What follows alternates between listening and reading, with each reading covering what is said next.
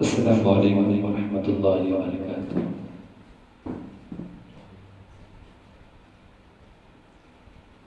اعوذ باللہ من الشیطان الرجیم۔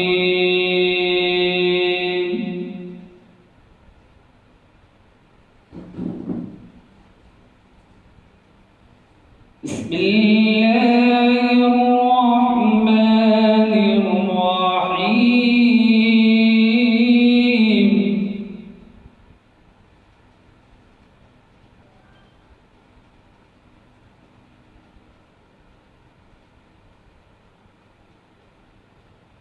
أولئك الذين اشتروا الضلالة بالهدى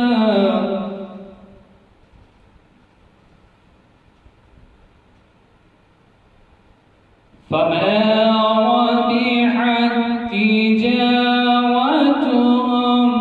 وما كانوا مهتدين۔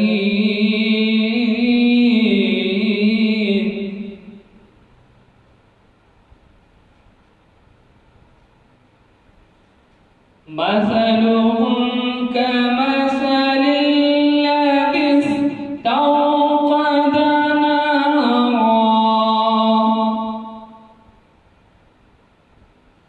فلما أضاءت ما حوله ذهب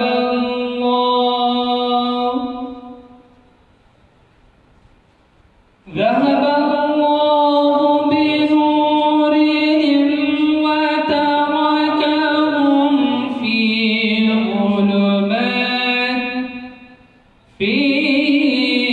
ظلمات لا يبصرون۔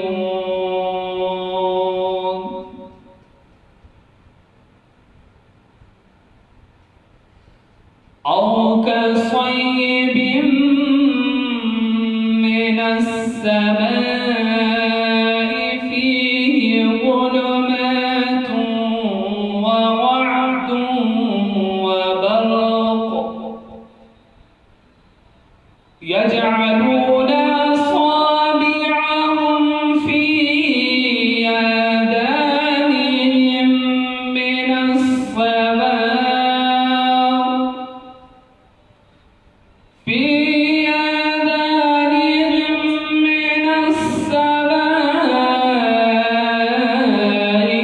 حضر الموت والله محيط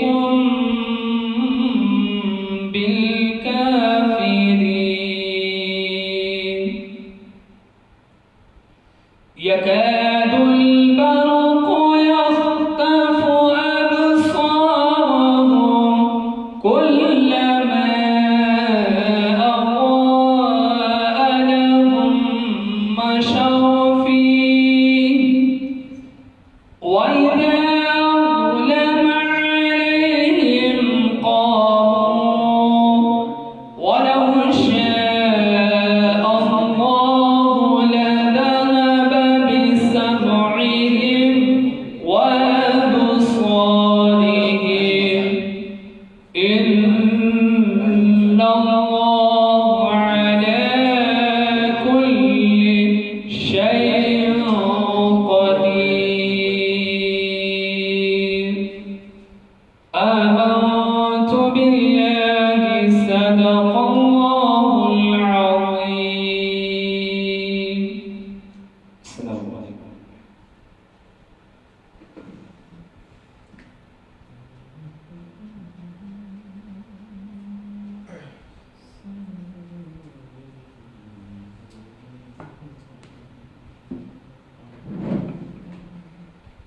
السلام علیکم ورحمۃ اللہ وبرکاتہ۔ معزز ناظرین، آج شب قدر کا جو ہے ہمارا حضرت کے پیج پہ جو ہے لائیو پروگرام ہے۔ یہ پروگرام ہم لوگ جو ہے ابھی رات دیر تک انشاءاللہ لائیو پہنچائیں گے آپ تک، تاکہ لوگ آپ لوگ جو ہے وہ گھر بیٹھے ہی جو ہے اس شب قدر کے جو ہے شب قدر سے جو ہے فیضیاب ہو سکیں. تاکہ آپ مسجد نہیں آ سکتے تو ہم لوگ آپ کے گھروں تک آ کر انشاءاللہ آپ تک یہ بیانات انشاءاللہ پہنچانے کی کوشش کر رہے ہیں. ناظرین، ہمارا جو یہ پروگرام ہوگا اس کا ابھی جو یہ سلسلے ہیں ہمارے لگاتار انشاءاللہ ہم لوگ رات دن تک یہ پروگرام کریں گے.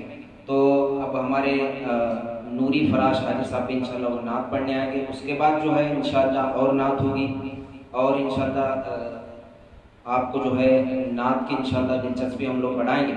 اس کے بعد جو ہے ناظرین ہمارے مفتی تصور حسین اشرفی نظامی صاحب جو ہے ہمارے امام صاحب جو ہے آج ہمارا جو ہے ان کا 30 پارے آج تراویح میں یہ ختم کرے ہیں. تو یہ ختم قرآن کی نسبت سے انشاءاللہ اس کے نسبت سے انشاءاللہ یہ بیان بھی کریں گے. اور اس کے بعد انشاءاللہ ہم لوگ جو ہے آخر میں تھوڑے سوالات لیں گے کیونکہ ابھی عید کا موقع ہے. تو عید کی نماز کے متعلق انشاءاللہ کچھ گفتگو بھی انشاءاللہ ہم آپ کے سامنے شیئر کریں گے، بتائیں گے انشاءاللہ کہ عید کی نماز کے حوالے سے کیا رہے گا، کہ آپ لوگوں کو عید کی نماز کہاں ادا کرنا ہے اور کیسے پڑھنا ہے، کیا کرنا ہے، اس کے متعلق انشاءاللہ آپ کو بتائیں گے. تو آپ کا یہ رہے گا کہ آپ لائیو ہمارے پروگرام میں آخر تک رہیں، آخر تک دیکھتے رہیں، اس پروگرام کو آگے پہنچائیں تاکہ لوگ بھی آگے دیکھ سکیں. اسی طرح جو ہے آخر میں جو ہے ہمارے یہ پروگرام کے کیونکہ ہم مسجد میں رہتے تھے اس وقت، تو اس پروگرام میں جو ہے آپ جو ہے یہ 27ویں کی صبح جو ہے فجر کی نماز کے بعد ہمارے نوری فراش حاجی صاحب جو ہے وہ سلام آپ لوگ جو ہے بہت ہی نرالے انداز سے، بہت ہی پیارے انداز سے آپ لوگ پڑھتے تھے. ایک غم کا غلبہ چھایا ہوتا تھا. جو الوداعی جو سلام ہم لوگ جو ہے مسجد میں پڑھتے تھے انشاءاللہ وہ ہمارے اس بیان کے آخر میں جو ہے نوری فراش انشاءاللہ ہمارا وہ جو ہے یہ سلام بھی انشاءاللہ آپ تک انشاءاللہ پہنچائیں گے لائیو فیس بک کے ذریعے. آپ کو میں یہ بھی آپ اس سے نہ ہٹیں بلکہ پھر دوبارہ آپ پیج پر آئیں، کیونکہ ہم لوگ کیا کرتے ہیں کہ اگر پیج ہمارا جو ہے جیسے نعت ہو گئی یا بیان ہو گیا تو اگر ہم لوگ کاٹ بھی دیے پھر لائیو پروگرام ہم پھر اسٹارٹ کریں گے. تو یوں لگاتار سمجھ لیجیے گا 12:30 1 بجے تک 2 بجے تک بھی اگر ہمارا چلا تو آپ کنٹینیو ہمارے ساتھ رہیں انشاءاللہ. آپ گھر بیٹھے انشاءاللہ اس سے فیضیاب ہوتے رہیں گے. تو یہ ہمارے پروگرام کی ڈیٹیلز ہیں انشاءاللہ مختصراً انشاءاللہ میں آپ کے سامنے بیان کیا ہوں. تو آپ آخر تک یہ ہمارے پروگرام میں حاضر ہیں انشاءاللہ. ابھی نعت کے لیے بھی ہمارے نوری فراش بھی آئیں گے اور انشاءاللہ ہمارے حافظ صاحب بھی نعت سنائیں گے.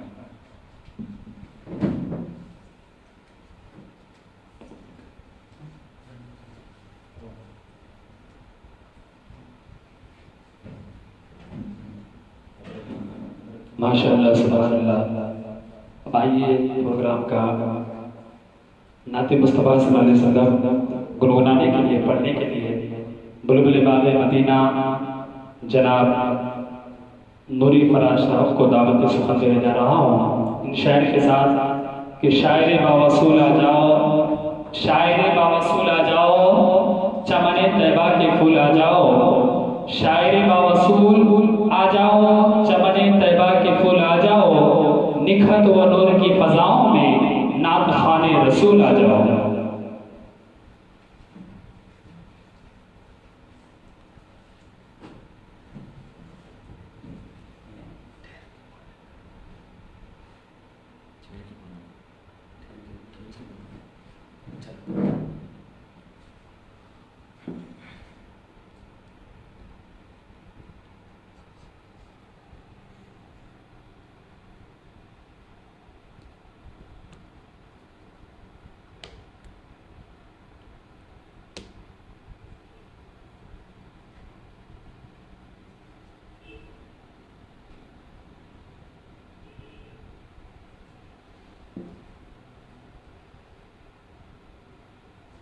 صلی اللہ علیہ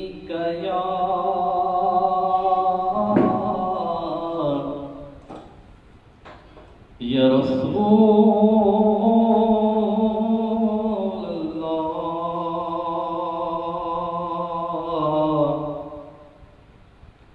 وسلم علیک یا حبیب اللہ صلی اللہ علیہ یا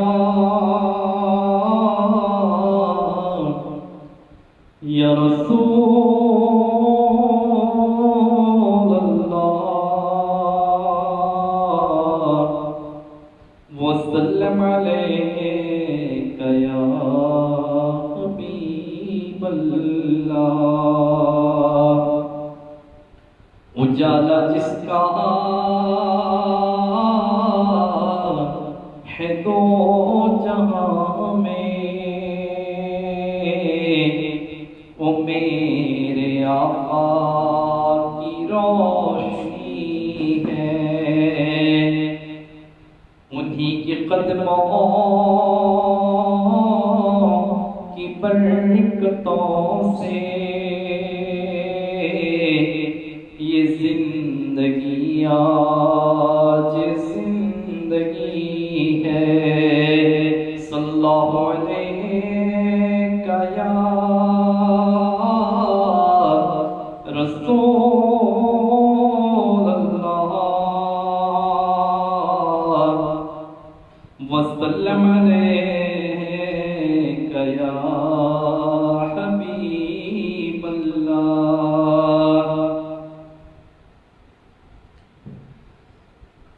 نعت کے چند اشعار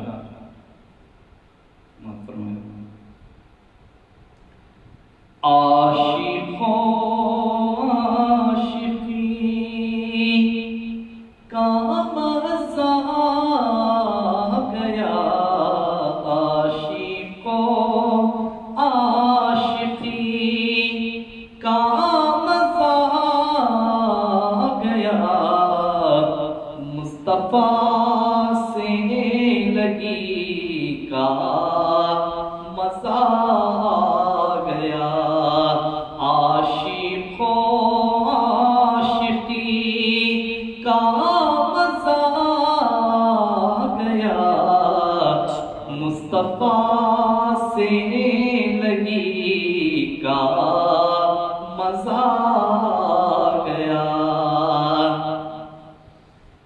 بولے جبریل تلوار کو یوں چوم کر بولے جبریل تلوار کو یوں چوم کر بولے جبریل تلوار کو یوں چوم کر آج تو نوکری کا مزہ گیا آج تو نوکری کا مزہ گیا مصطفیٰ سے لگی کا مزہ گیا جو ہی نکلا رخے زلف سے جو ہی نکلا رخے زلف سے جو ہی نکلا رخے زلف سے رات کو چاندنی کا مزہ گیا رات کو چاندنی کا مزہ گیا مصطفیٰ سے لگی کا مزہ گیا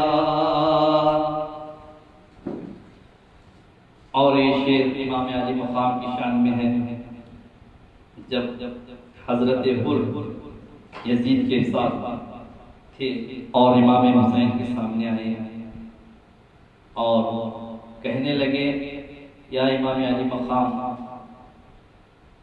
میں آیا تو یزید کی طرف سے ہوں لیکن میں آپ سے بہت محبت کرتا ہوں اور میرا کہنا ہے کہ آپ اپنے اہل و عیال کے ساتھ کسی اور راستے سے واپس جائیں تو امام علی مقام حضرت حر کو فرماتے ہیں اے حر خلیق کے بیٹے کو کہتے ہو پیچھے جانے کے لیے. بہرحال گفتگو چلتی رہی اور صبح کا جب وقت آیا تو امام حسین حضرت حر سے کہتے ہیں اے حر تم آئے تو یزید کے ساتھ پاس سے نماز اکیلے پڑھو گے یا میرے پیچھے؟ تو حر کہنے لگے میں آیا تو یزید کے پاس سے ہوں، لیکن ایسے تو نماز بہت ملے گی لیکن امام ایسا نہیں ملے گا. تو شاعر اس منظر کو اس طرح بیان کرتے ہیں پیچھے حر ہے تو آگے ہے ابن علی، پیچھے حر ہے تو آگے ہے ابن علی، پیچھے حر ہے تو آگے ہے ابن علی، باوفا مفتدی کا مزہ آ گیا، باوفا مفتدی کا مزہ آ گیا، مصطفیٰ سے لگی کا مزہ آ گیا. کہہ رہی ہے سقائے سنو غور سے، کہہ رہی ہے سقائے سنو غور سے، کربلا کے سقی کا مزہ آ گیا، کربلا کے سقی کا مزہ آ گیا، مصطفیٰ سے لگی کا مزہ آ گیا. میں بھی تھا تھے فرشتے بھی حاکم وہاں، میں بھی تھا تھے فرشتے بھی حاکم وہاں، باخدا حاضری کا مزہ آ گیا، باخدا حاضری کا مزہ آ گیا، مصطفیٰ سے لگی کا مزہ آ گیا، عاشق و عاشقی کا مزہ آ گیا، مصطفیٰ سے لگی کا مزہ آ گیا، مصطفیٰ سے لگی کا مزہ آ گیا. درود شریف کا نذرانہ پیش فرمائیں. صلی اللہ علیہ وآلہ صلی اللہ علیہ وسلم. صلاۃ و سلام علیک یا رسول اللہ صلی اللہ علیہ وسلم. اس مبارک رات کے حوالے سے ایک نعت آپ کے بارگاہ پیش فرماؤں، سماعت فرمائیں.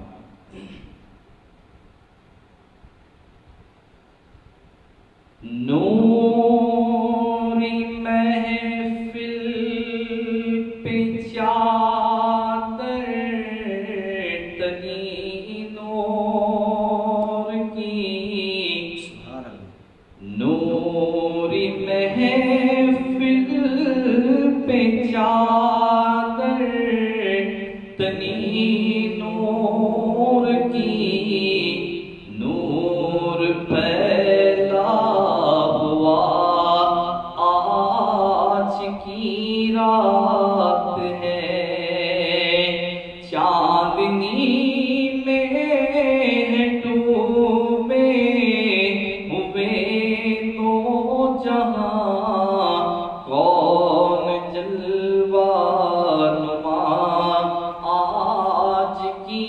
رات ہے،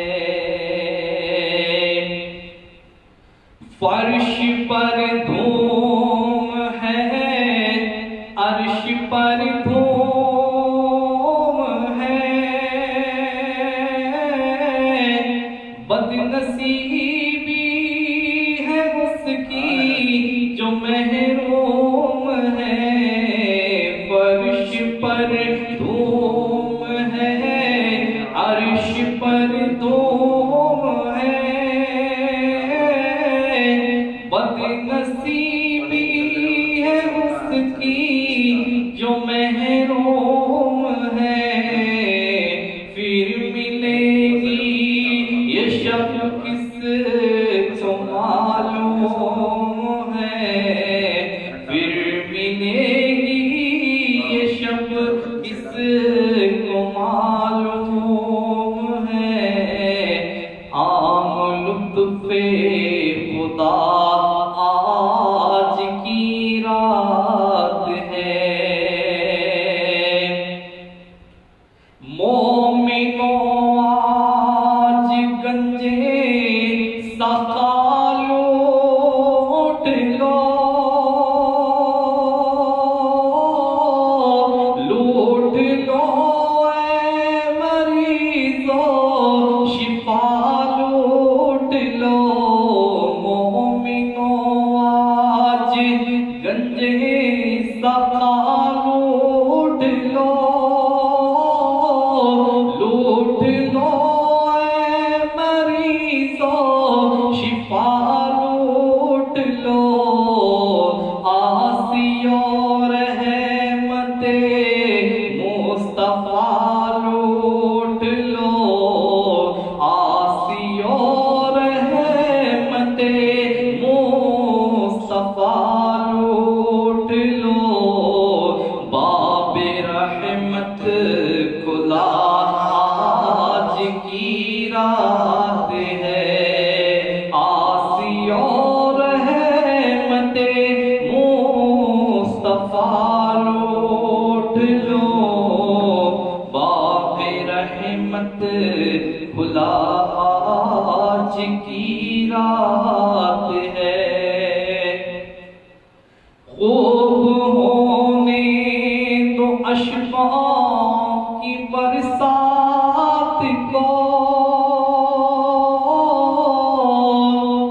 دو سلامی محمد کی بارات کو، آسی اور رحمت مصطفیٰ لوٹ لو، آسی اور رحمت مصطفیٰ لوٹ لو، باب رحمت کھلا آج کی رات ہے،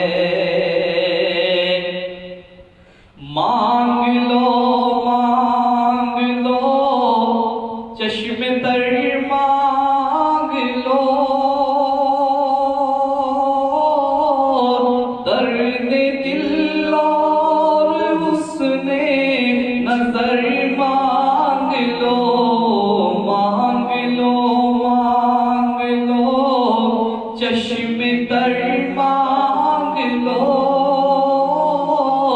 درد دل اور حسن نظر مانگ لو، کملی والے کی نگری میں گھر مانگ لو، کملی والے کی نگری میں گھر مانگ لو، مانگنے کا مزہ آج کی رات ہے، چاندنی میں ہے ڈوبے ہوئے دو جہاں، کون جلوہ نما آج کی رات ہے،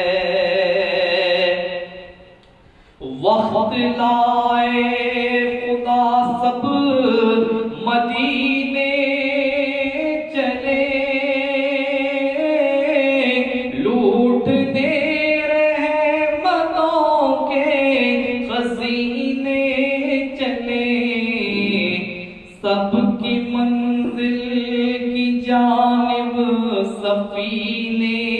چلے سب کی منزل کی جانب سفینے چلے میرے صائم دعا آج کی رات ہے سب کی منزل کی جانب سفینے چلے میری صائم دعا آج کی رات ہے نوری محفل پہ چادر تنی نور کی نور پھیلا ہوا آج کی رات ہے چاندنی میں ہے ڈوبے ہوئے تو جہاں کون جلوہ نما آج کی رات ہے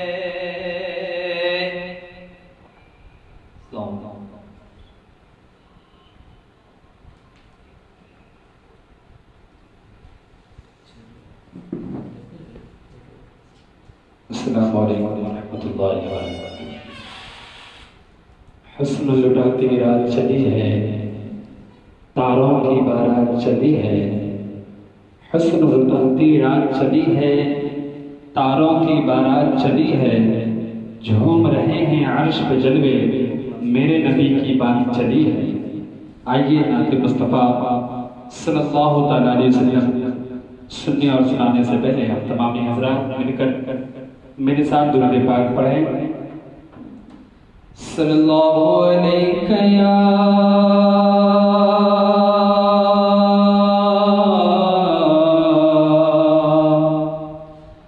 رسول اللہ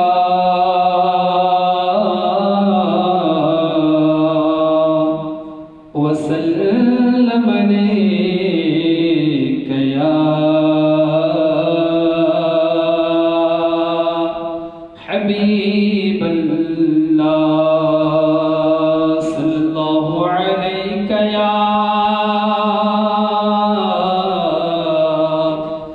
رسول اللہ وسلم علیہ یا حبیب اللہ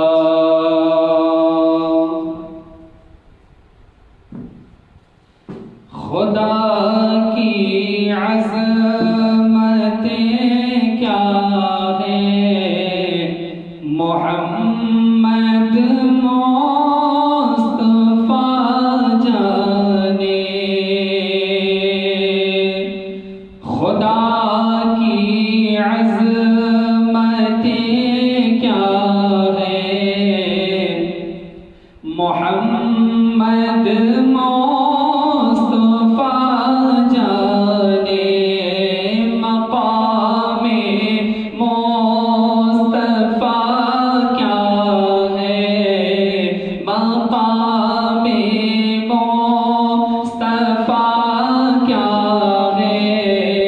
محمد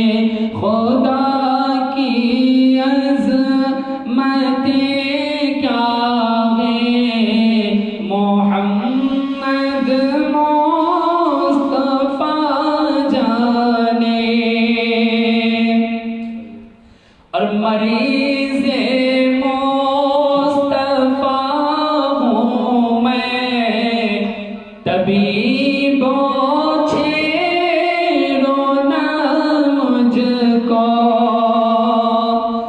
مریض مصطفیٰ ہوں میں طبیبوں چھیڑونا مجھ کو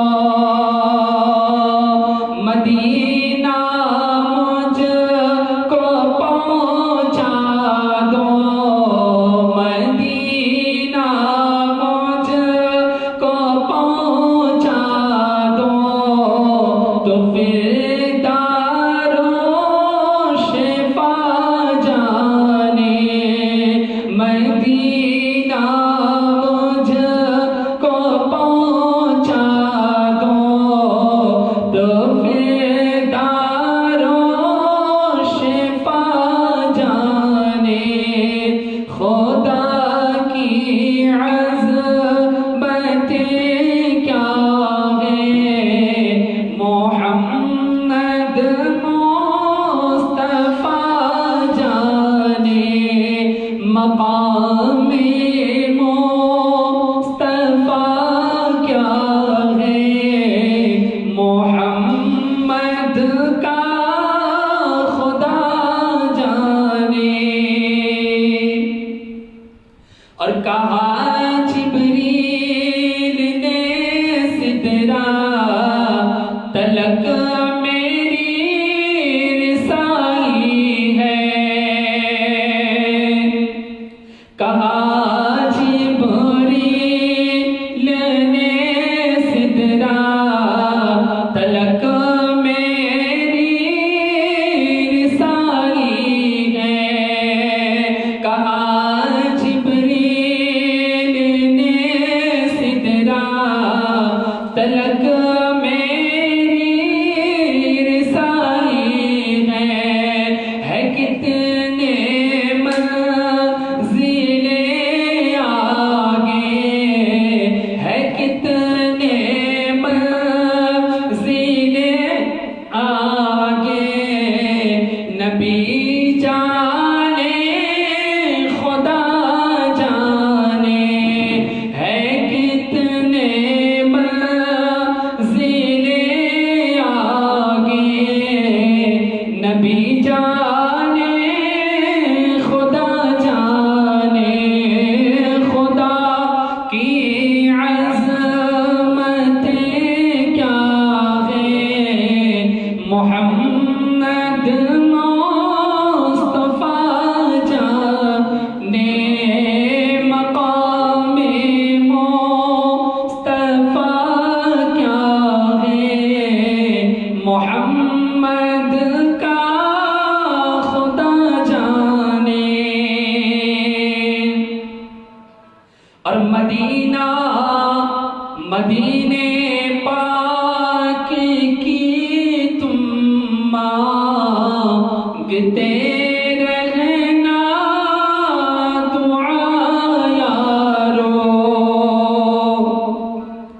مدینے پاک کی تم مانگتے رہنا دعا یارو مدینے پاک کی تم مانگتے رہنا دعا یارو اثر ہوگا نہیں ہوگا نبی جانے دعا جانے اثر ہوگا نہیں ہوگا نبی جانے دعا جانے اور ہمیں تو سرخرو ہونا تھا آقا کی نگاہوں میں ہمیں تو سرخرو ہونا تھا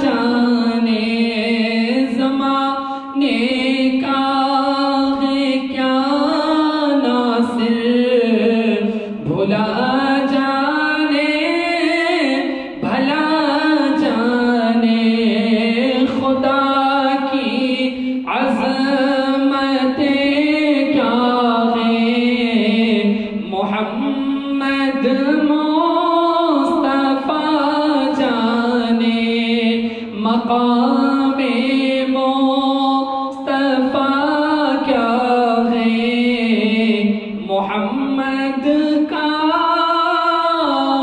خدا جانے.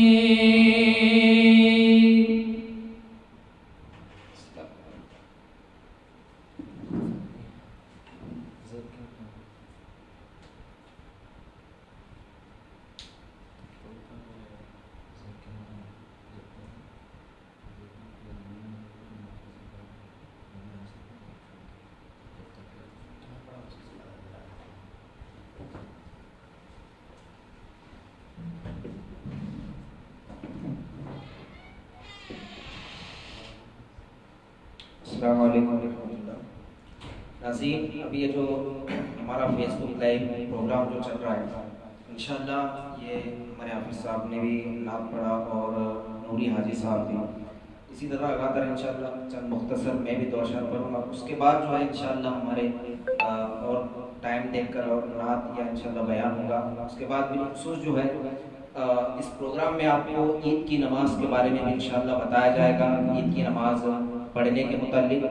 اور اس کے بعد جو ہے انشاءاللہ بالخصوص یہ پروگرام کی خاصیت بھی ہماری یہ رہے گی کہ ہمارے حضرت نے جو ہے آج کو 30 پارے جو ہے تراویح میں انہوں نے ختم کیے.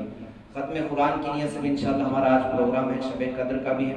اسی طرح جو ہے آج ہمارا الوداعی انشاءاللہ جو ہے وہ کلام بھی پڑھا جائے گا. الوداعی جو کلام ہے ہمارے نوری حاجی صاحب جو ہر سال پڑھتے ہیں مسجد میں، انشاءاللہ اس فیس بک لائیو پروگرام کے ذریعے جو ہے وہ بھی انشاءاللہ آج ہمارے پروگرام میں انشاءاللہ یہ بھی پڑھا جائے گا. تو آپ اس پروگرام میں جو ہے آخر تک رہیں تاکہ جو ہے اس پروگرام کی معلومات آپ کو ہوتی رہیں. تو آخر تک رہیں گے تو انشاءاللہ اس پروگرام کا اب وہ کلام بھی انشاءاللہ ہمارا آخر میں انشاءاللہ اس پروگرام کا کلام کو جو ہے وہ آخر میں لیں گے انشاءاللہ. چند اشعار انشاءاللہ میں پڑھوں گا. اس کے بعد انشاءاللہ کوشش کر کے ہم لوگ پھر اگر نعت خواں کو ہوا تو ہم لوگ بلا لیں گے. صلی اللہ علیہ یا رسول اللہ، سلم علیک یا حبیب اللہ، صلی اللہ علیہ یا رسول اللہ، وسلم علیک یا حبیب اللہ. میرا دل اور میری جان مدینے والے، میرا دل اور میری جان مدینے والے، تجھ پہ سو جان سے قربان مدینے والے، تجھ پہ سو جان سے قربان مدینے. بھرتے بھرتے میرے آقا میری جھولی بھر دے، بھرتے بھرتے میرے آقا میری جھولی بھر دے. جھولیاں سب کی بھر دی جاتی ہے، دینے والا نظر نہیں آتا، ہم اس کے زیر سایہ رہتے ہیں جس کا سایہ نظر نہیں آتا. بھرتے بھرتے میرے آقا میری جھولی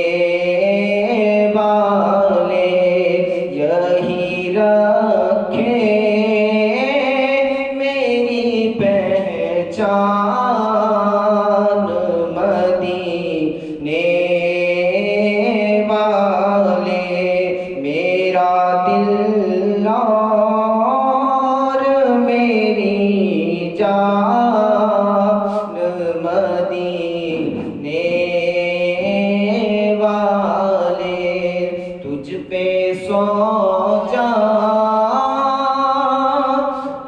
سے قربان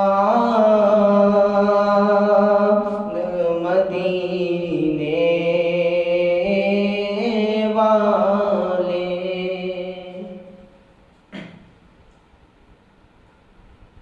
انشاءاللہ اب جو ہے میرے بعد اب ڈائریکٹ انشاءاللہ بیان ہوگا، بیان کے بعد انشاءاللہ بالخصوص یاد رکھیں بیان کے بعد آخر تک بھی جو ہے آپ بنے رہیں انشاءاللہ، اور اس کے بعد افتتاحی جو الوداعی کلام ہے انشاءاللہ وہ بھی آپ کو سننا ہے۔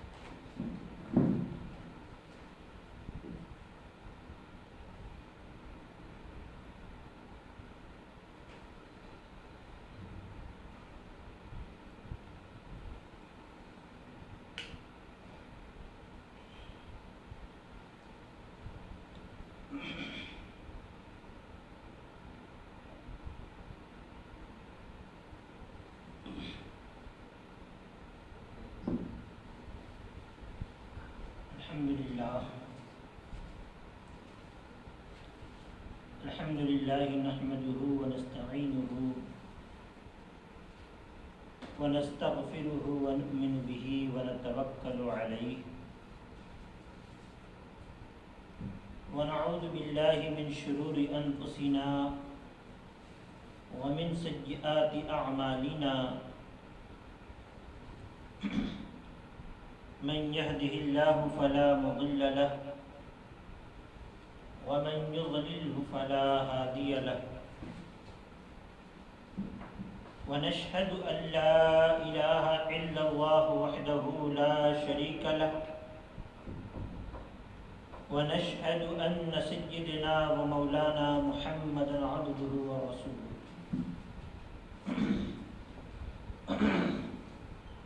أما بعد، فأعوذ بالله من الشيطان الرجيم، بسم الله الرحمن الرحيم، إنا أنزلناه في ليلة القدر وما أدراك ما ليلة القدر، ليلة القدر خير من 1000 شهر، تنزل الملائكة والروح فيها بإذن ربهم من كل أمر، سلام هي حتى مطلع الفجر۔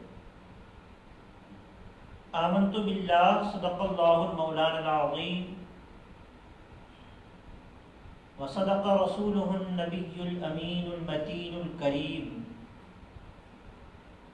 ونحن على ذلك لمن الشاهدين والشاكرين، والحمد لله رب العالمين۔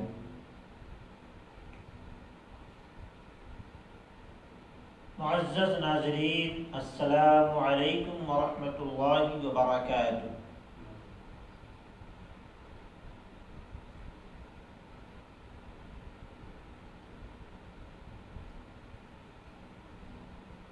قبل اس کے کہ کچھ گفت و شنید کی جائے، آئیے ہم اور آپ مل کر نہایت ہی عقیدت و احترام کے ساتھ کونین کے مالک و مختار، ہم غریبوں کے غمگسار آقا و مولا جناب محمد رسول اللہ صلی اللہ تعالی علیہ وسلم کی مقدس بارگاہ میں درود پاک کا نذران عقیدت پیش کر لیں۔ پڑھیں بآواز بلند اللہم صلی علی سیدنا و شفیعنا و مولانا و ملجانا بارک وسلم صلاة و سلام علیک یا رسول اللہ، صلاة و سلام علیک یا حبیب اللہ صلی اللہ تعالی علیہ وسلم۔ ایک مرتبہ اور نبی اور آل نبی پر درود پاک پڑھیں۔ اللہم صلی علی سیدنا و مولانا محمد وعلی آل سیدنا و مولانا محمد وبارک وسلم صلاة و سلام علیک یا رسول اللہ، صلاة و سلام علیک یا حبیب اللہ صلی اللہ تعالی علیہ وسلم۔ معزز ناظرین،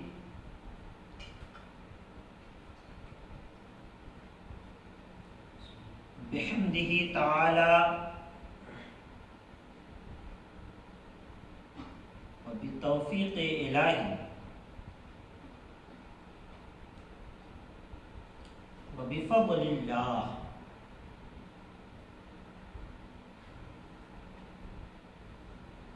ہر سال کی طرح ان سال بھی اللہ رب العزت نے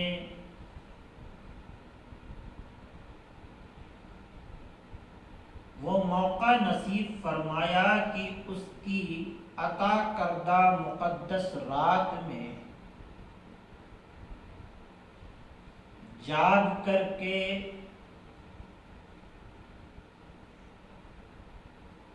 اس کی عبادت کی جائے۔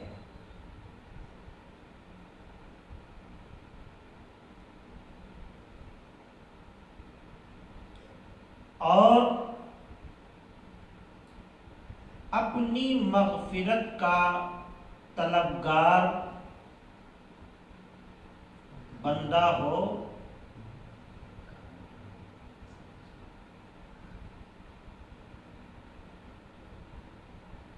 اللہ کا لاکھ لاکھ شکر ہے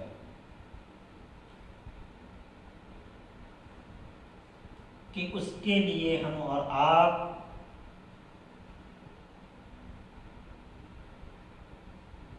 اپنے اپنے گھروں میں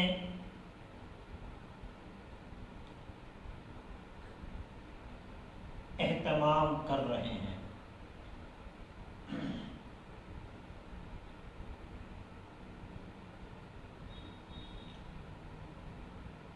جیسا کہ آپ سبھی کو معلوم ہے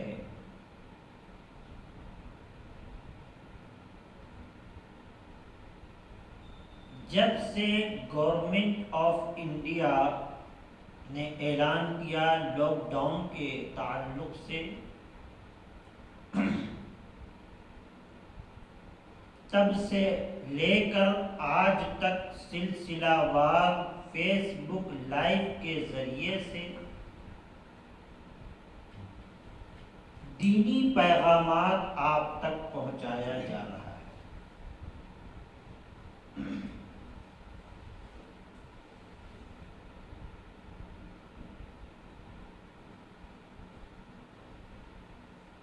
درس تفسیر قرآن کا پروگرام بحمدہ تعالی جنوری سے شروع ہوا۔ 30 جنوری کو افتتاحی پروگرام تھا۔ اس کے بعد جیسا کہ اس پروگرام میں اعلان ہوا کہ ہر مہینہ کہ 2 سنیچر کو انشاءاللہ درس تفسیر قرآن رکھا جائے گا، تو فروری میں 2 پروگرام مجلس میں رکھا گیا، مارچ میں غالباً 1 پروگرام مجلس میں رکھا گیا، پھر دوسرے پروگرام کے وقت آنے سے پہلے لاک ڈاؤن کا سلسلہ شروع ہو گیا۔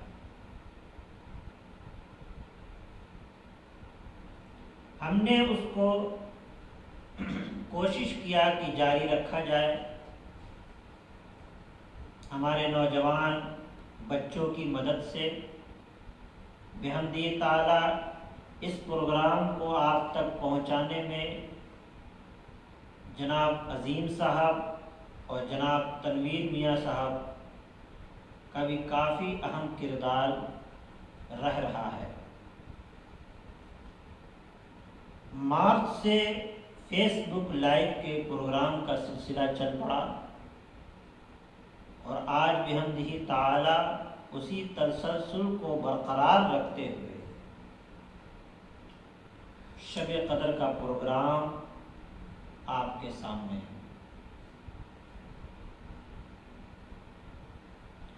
آج 27ویں شب ہے،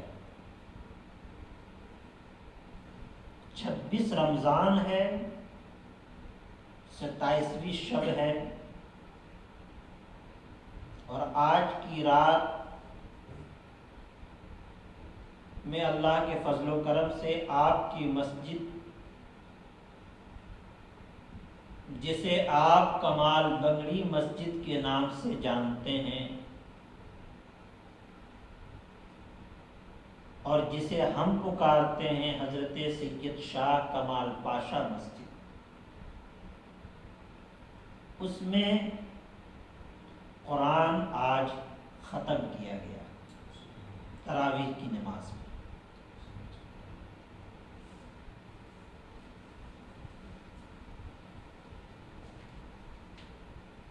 قرآن آج کے پروگرام کا عنوان ہی ہے فضائل قرآن۔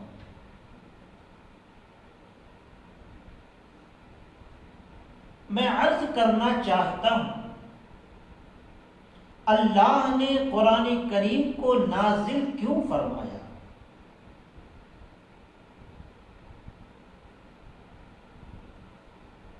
اس کے عام طور پر دو مقاصد نظر آتے ہیں۔ ایک مقصد تو یہ ہے کہ ظاہر ہے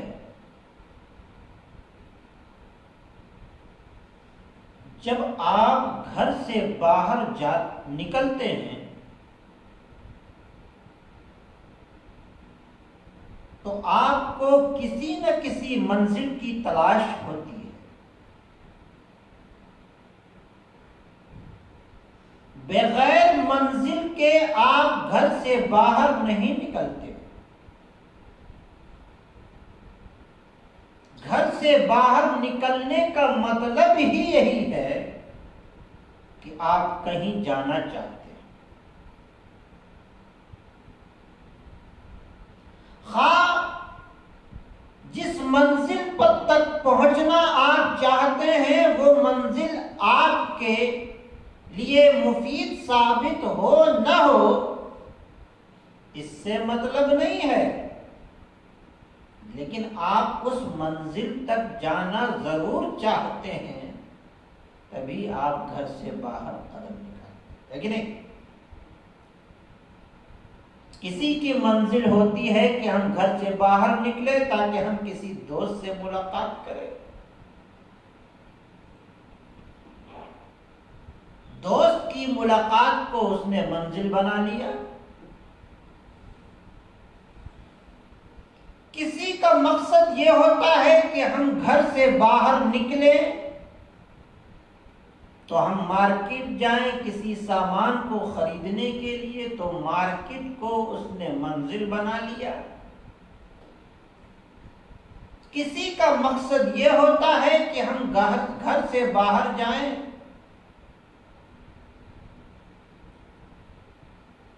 تو کسی رشتہ دار کے گھر جانا ہے اس کو، تو رشتہ دار کے گھر کو اس نے منزل بنایا، تبھی وہ گھر سے باہر قدم نکالا۔ اس مثال سے یہ پتہ چلتا ہے کہ جب انسان آتا ہے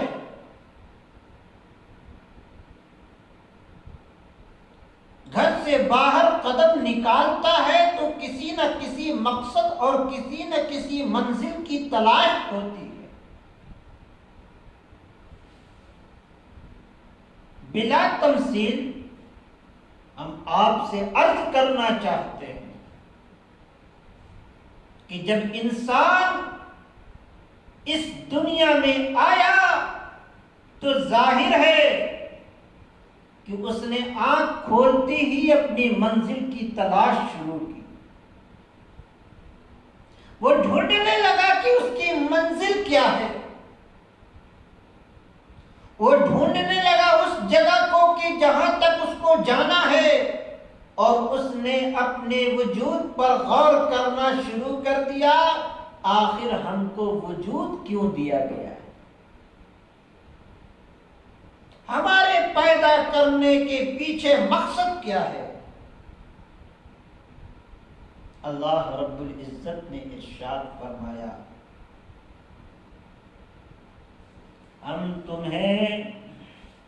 ہم نے تمہیں پیدا کیا ہے اور ہم تم کو ایک کتاب عطا کر رہے ہیں جس کو پڑھنا ہے اور پھر اس میں اپنی منزل تلاش کرنی ہے. گویا کہ قرآن انسان کے لیے رشد و ہدایت ہے. قرآن سے ہی انسان اپنی زندگی کو سمجھ سکتا ہے، اپنے وجود کی حقیقت کو سمجھ سکتا ہے. قرآن پڑھ کے ہی انسان دنیا کی حقیقت کو سمجھ سکتا ہے، معبود کی حقیقت کو سمجھ سکتا ہے. عابد اور معبود میں فرق کیا ہے اس کی حقیقت کو سمجھ سکتا ہے. اس کو زندگی کیسے گزارنی ہے اور کس روش پر چلے گا تو وہ کامیاب زندگی گزار سکتا ہے، اور کس روش پر چلے گا تو وہ کامیاب زندگی نہیں گزار سکتا. اس کی سمجھ دینے کے لیے قرآن نازل فرمایا گیا. تو پتہ چلا کہ قرآن کے نزول کا مقصد کیا ہے، اس کو پڑھا جائے اور اس کے مطابق زندگی کو گزارا جائے.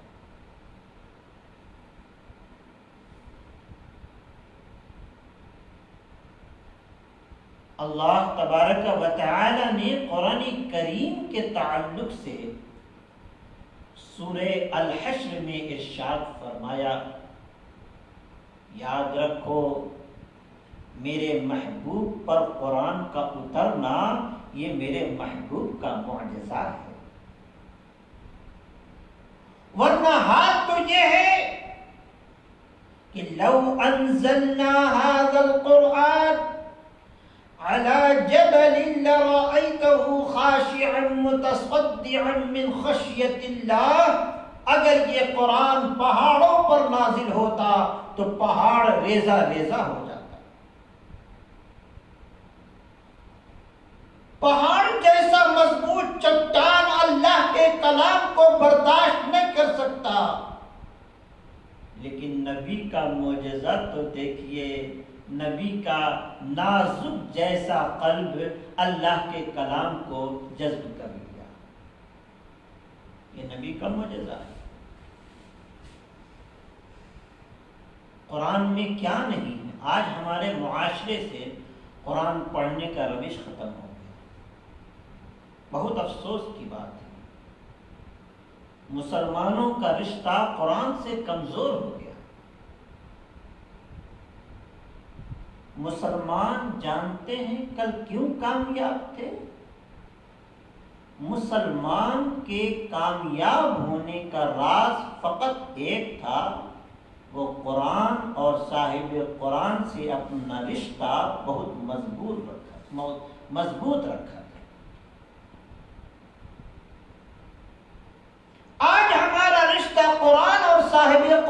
سے کمزور ہو گیا۔ یہی وجہ ہے کہ ہم زمانے میں ذلیل و خوار نظر آتے ہیں اور دوسروں کو بتائے پھرتے ہیں کہ آخر کیا وجہ ہے کہ مسلمان ستائے جا رہے ہیں۔ اللہ تبارک و تعالی نے قرآن کریم میں ایک مقام پر ارشاد فرمایا وَلَا رَطْبٍ وَلَا يَابِسٍ إِلَّا فِي كِتَابٍ مُبِينٍ۔ قرآن میں خشک و تر میں سے کوئی ایسی شے نہیں ہے جس کا بیان قرآن میں نہیں ہے۔ ہر پریشانی کا حل ہے قرآن کریم، ہر دکھ ہر مصیبت کا حل ہے قرآن کریم۔ قرآن کریم کے آثار، اثرات، تاثیر صاحب ایمان والوں کے لیے یہ ہے۔ اللہ رب العزت نے 7ویں پارے کی پہلی آیت میں ارشاد فرمایا وَإِذَا سَمِعُوا مَا أُنزِلَ إِلَى الرَّسُولِ تَرَىٰ أَعْيُنَهُمْ تَفِيضُ مِنَ الدَّمْعِ يَقُولُونَ رَبَّنَا آمَنَّا فَاكْتُبْنَا مَعَ الشَّاهِدِينَ۔ اور جب وہ اس کلام کو سنتے ہیں جو اس کے رسول کی طرف سے نازل ہوا ہے، جو اس کی رسول کی طرف نازل ہوا ہے، ما انزل الى الرسول ترى اعینهم تفیض من الدمع، تو تم دیکھتے ہو کہ حق شناسی کے اثر سے ان کی آنکھوں سے آنسو بہہ نکلتے ہیں، اور وہ پکار اٹھتے ہیں ربنا آمنا فاکتبنا مع الشاہدین، اے ہمارے پروردگار ہم ایمان لائے، ہمارا نام گواہی دینے والوں میں لکھ لو۔ ہم عرض کرنا چاہتے ہیں یہ وہ کون لوگ تھے جن کے کانوں میں جب قرآن کریم کی آواز جاتی تو وہ لرز جاتے تھے، ان احکامات پر غور کرنے کے بعد ان کے آنکھوں سے آنسو نکل جاتا تھا اور پکار اٹھتے تھے میرے رب ہم ایمان لائے، ربنا آمنا فاکتبنا مع الشاہدین، ہمارا نام بھی لکھ لے گواہوں میں سے۔ صحابہ کرام رضوان اللہ تعالی علیہم اجمعین کی زندگی پر قرآن اثر کرتا تھا، وہ ہر وقت قرآن کریم کی تلاوت کیا کرتے تھے، اور ہمارا مشغلہ یہ ہے کہ ہم ہر وقت موبائل میں لگے رہتے ہیں۔ وہ ہر وقت قرآن میں غور و فکر کیا کرتے تھے، اور ہمارا معمول یہ ہے کہ ہم ہر وقت ٹی وی کے چینلوں کو بدلتے رہتے ہیں۔ ان کی زندگی کا مقصد صرف ایک ہی تھا، میرا مولا راضی ہو جائے اور میرے مولا کا محبوب مجھ سے راضی ہو جائے۔ ہماری زندگی کا مقصد صرف ایک ہے کہ جب تک زندگی ہے خوب موج مستی کرو۔ قبر کون دیکھنے کے لیے گیا ہے؟ قبر میں عمل کا کیا رزلٹ ملنے والا ہے اس کو کون دیکھنے کے لیے گیا ہے؟ یاد رکھیں جب ایسی سوچ پنپتی ہے تو یہ سوچ کا پنپنا اس بات کی علامت ہے کہ ایمان میں کمزوری ہے۔ اللہ رب العزت نے ایک مقام پر ارشاد فرمایا وَبَشِّرِ الْمُخْبِتِينَ الَّذِينَ إِذَا ذُكِرَ اللَّهُ وَجِلَتْ قُلُوبُهُمْ وَالصَّابِرِينَ عَلَى مَا أَصَابَهُمْ وَالْمُقِيمِ الصَّلَاةِ وَمِمَّا رَزَقْنَاهُمْ يُنْفِقُونَ۔ اے محمد صلی اللہ علیہ وسلم بشارت دے دو جو عاجزی اختیار کرنے والے ہیں، وبشر المخبتین۔ اے پیارے آقا صلی اللہ علیہ وسلم، آپ انہیں بشارت دے دیجئے جو عاجزی اختیار کرنے والے ہیں، جو تواضع انکساری اختیار کرنے والے ہیں، جو اپنے کو خدا کی بارگاہ میں جھکانے والے ہیں، جو اپنی زندگی کو خدا کے حوالے کرنے والے ہیں، لاکھ ان کو بڑے بڑے مراتب پر فائز کرنے کے باوجود ہمیشہ اپنی زبان کو شکر الہی سے تر رکھنے والے ہیں، غرور و تکبر سے کوسوں دور رہنے والے ہیں، ایسے لوگوں کو آپ بشارت دے دیں۔ وہی وہ لوگ ہیں الذین اذا ذکر اللہ وجلت قلوبہم والصابرین، جن کا حال یہ ہے کہ جب وہ اللہ کے ذکر کو سنتے ہیں یا ان کے سامنے اللہ کا ذکر کیا جاتا ہے تو ان کا قلب لرز جاتا ہے، کانپ اٹھتا ہے۔ والصابرین علی ما اصابہم، اور یہ وہ لوگ ہیں کہ جب ان کے اوپر کوئی مصیبت آ پڑتی ہے، جب ان کے اوپر کوئی پریشانی آ پڑتی ہے تو اس پریشانی میں چیمی گوئیاں نہیں کرتے، وہ ایک دوسرے سے واویلا نہیں کرتے، وہ ایک دوسرے سے شکوہ نہیں کرتے، اور وہ یہ نہیں کہتے کہ میرے ہی نصیب میں یہ پریشانی ہے، میری ہی قسمت میں یہ پریشانی ہے۔ اس طریقے کے الفاظ کو اپنی زبان پہ نہیں لاتے، بلکہ ہمیشہ خدا کا شکر بجا لاتے ہیں اور صبر کرتے ہیں۔ والصابرین علی ما اصابہم، اور ان کی پہچان یہ ہے کہ وہ صبر بھی کرتے ہیں، وہ تواضع انکساری بھی کرتے ہیں۔ جب ان کے سامنے ذکر الہی کیا جاتا ہے تو ان کے دل خوف الہی سے کانپ اٹھتے ہیں، یا ان کے دل میں محبت الہی اتنا موجزن ہوتا ہے کہ ان کے آنکھوں سے آنسو بہہ نکلتا ہے۔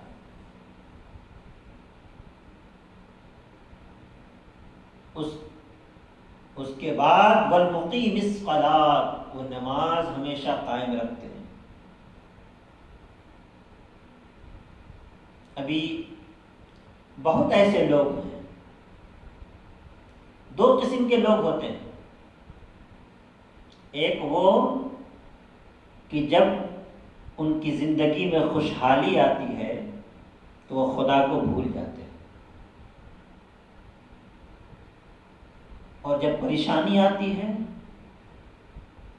تو وہ خدا کو یاد کرتے ہیں، وہ دعا کرتے ہیں، مزارات پہ جاتے ہیں دعا کے لیے، علماء کی بارگاہ میں آتے ہیں، دعا کی درخواست پیش کرتے ہیں۔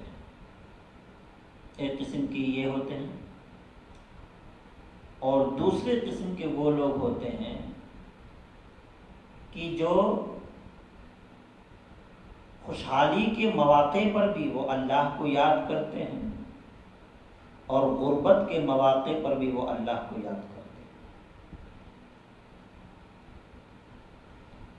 والمقیم الصلاۃ، اور یہ وہی لوگوں میں سے ہیں جو ہمیشہ نماز کو قائم رکھنے والے ہیں۔ وَمِمَّا رَزَقْنَاهُمْ يُنْفِقُونَ، اور جو اللہ نے اپنے فضل سے انہیں عطا کیا ہے اس مال کو غریبوں میں تقسیم کرنے والے، خرچ کرنے والے۔ یہ کون لوگ ہیں؟ یہ صحابہ کرام کی زندگی ہے، جو ہمیشہ قرآن شریف پڑھا کرتے تھے اور پھر اس کے مطابق عمل کیا کرتے تھے۔ اللہ رب العزت نے ایک مقام پر ارشاد فرمایا، انما المؤمنون الذين اذا ذكر الله وجلت قلوبهم، مومن وہی ہے کہ جب ان کے پاس خدا کا ذکر کیا جائے تو ان کا دل کانپنے لگے، ان کا دل کانپنے لگے۔ وجلت قلوبهم وَإِذَا تُلِيَتْ عَلَيْهِمْ آيَاتُهُ زَادَتْهُمْ ایمانا. سبحان اللہ. اور جب ان پر قرآن کی تلاوت کی جاتی ہے، جب ان کے سامنے قرآن کی تلاوت کی جاتی ہے، جب ان کی سماعت سے قرآنی آیات ٹکراتی ہے اور ان کی سماعت تک قرآنی آیات جاتی ہے، تو وَإِذَا تُلِيَتْ عَلَيْهِمْ آيَاتُهُ زَادَتْهُمْ ایمانا، تو ان کا ایمان بڑھتا ہی چلا جاتا ہے، ان کے ایمان میں اضافہ ہوتا ہے. وَعَلَىٰ رَبِّهِمْ يَتَوَكَّلُونَ، اور اپنے رب پر بھروسہ اور زیادہ مضبوطی کے ساتھ آتا ہے. یہ کون لوگ ہیں؟ یہ وہ لوگ ہیں جنہوں نے اپنے کو نبی کے حوالے کر دیا، جنہوں نے اپنی خواہشات کو چھوڑ دیا، اپنی زندگی کا مقصد مولا کی خوشنودی کو بنا لیا، اپنی زندگی کا مقصد رسول اللہ کی محبت کو بنا لیا، اپنی زندگی کا مقصد اللہ اور اس کے رسول کی رضا کو بنا لیا، اپنی زندگی کا مقصد اللہ اور اس کے رسول کے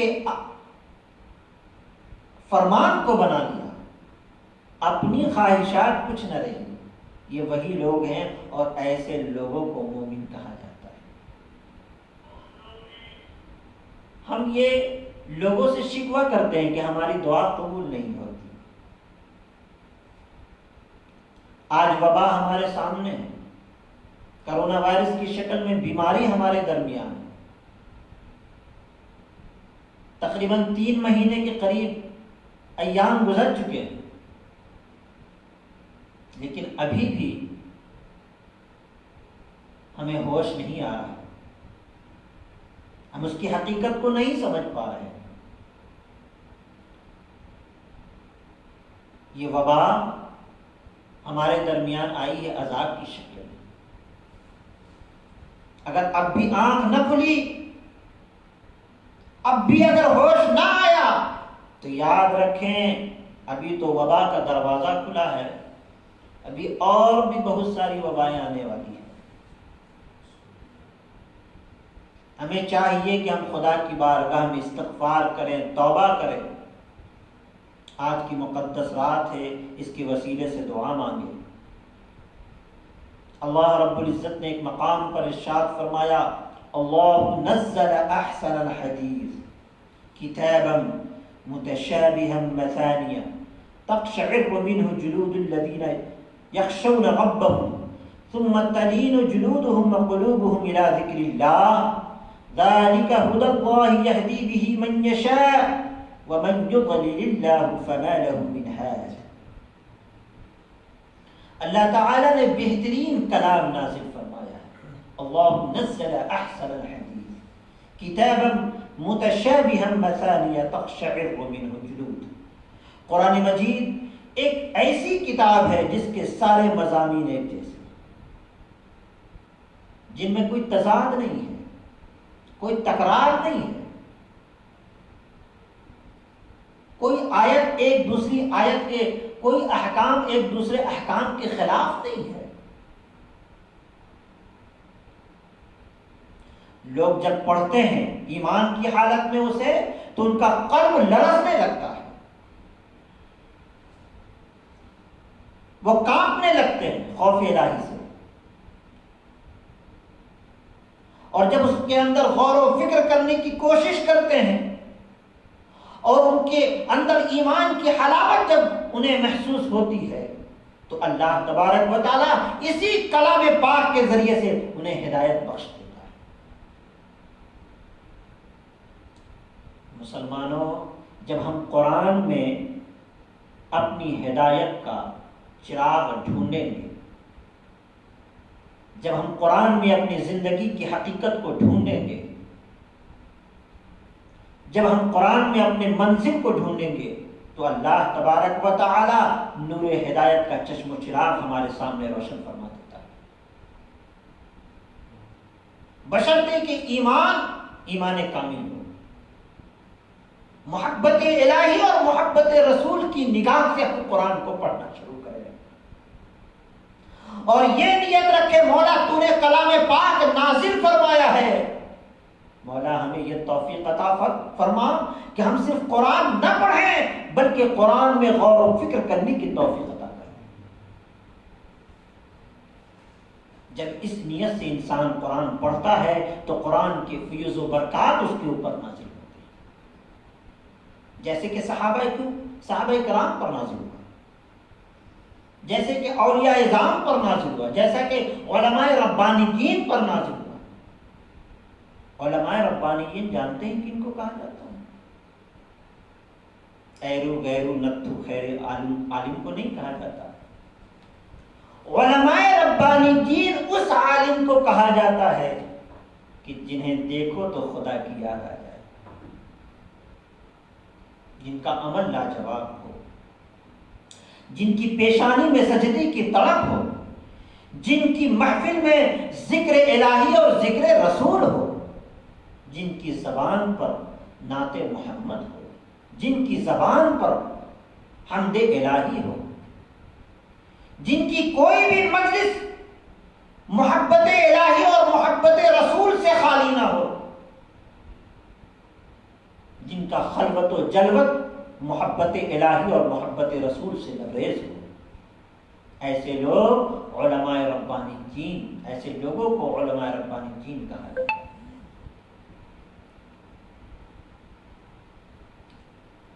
اللہ تبارک و تعالی نے قرآن کریم کو پڑھنے والوں کے لیے رب العزت نے ارشاد فرمایا، اللہ کے مقدس رسول صلی اللہ علیہ وسلم نے ارشاد فرمایا، عن عبداللہ بن مسعود رضی اللہ عنہ قال قال رسول اللہ صلی اللہ تعالی علیہ وسلم من قرأ حرفا من کتاب اللہ فلہ به حسنہ والحسنة بعشر أمثالها لا أقول ألف لام ميم حرف ولكن ألف حرف ولام حرف وميم حرف رواه الترمذی۔ امام ترمذی نے اپنی کتاب ترمذی میں روایت کیا ہے۔ حضرت عبداللہ بن مسعود رضی اللہ عنہ کہتے ہیں کہ رسول اکرم صلی اللہ علیہ وسلم نے ارشاد فرمایا، رسول اکرم صلی اللہ علیہ وسلم نے ارشاد فرمایا، جس نے اللہ کی کتاب سے ایک حرف پڑھا اس کے لیے ایک نیکی ہے۔ جس نے اللہ کی کتاب سے ایک حرف پڑھا اس کے لیے ایک نیکی ہے۔ من قرأ حرفا من کتاب اللہ فلہ به حسنہ والحسنۃ بعشر امثالها، اور ایک نیکی کا بدلہ 10 گنا ہے۔ ایک نیکی کا بدلہ 10 گنا ہے۔ الف لام میم سے مراد ایک حرف نہیں ہے بلکہ 3 حرف۔ الف ایک حرف، لام 2 حرف، میم 3 حرف۔ اسے امام ترمذی نے روایت کیا۔ کیا مطلب ہے؟ ایک حرف پڑھنے کا ثواب 10 نیکی اور ایک نیکی کا بدلہ 10 گنا ہے۔ قرآن کریم کو پڑھنے کے فضائل کے حوالے سے اللہ رب العزت نے کتنا آسان فرما دیا ہے۔ اب بھی اگر قرآن کی فیوز و برکات سے اگر مسلمان دور رہتا ہے تو یہ اس کی کم نصیبی ہے۔ اما الف لام میم بھی اگر پڑھ لیتے ہو تو 30 نیکی کے مستحق ہو جاتے ہیں۔ اگر کوئی ایک سورت پڑھ دے تو کیا ہو؟ قرآن کریم پڑھو۔ ایک اور حدیث میں روایت ہے کہ عن ابی موسیٰ الاشعری رضی اللہ عنہ عن النبی صلی اللہ تعالی علیہ وسلم قال مثل الذي يقرأ القرآن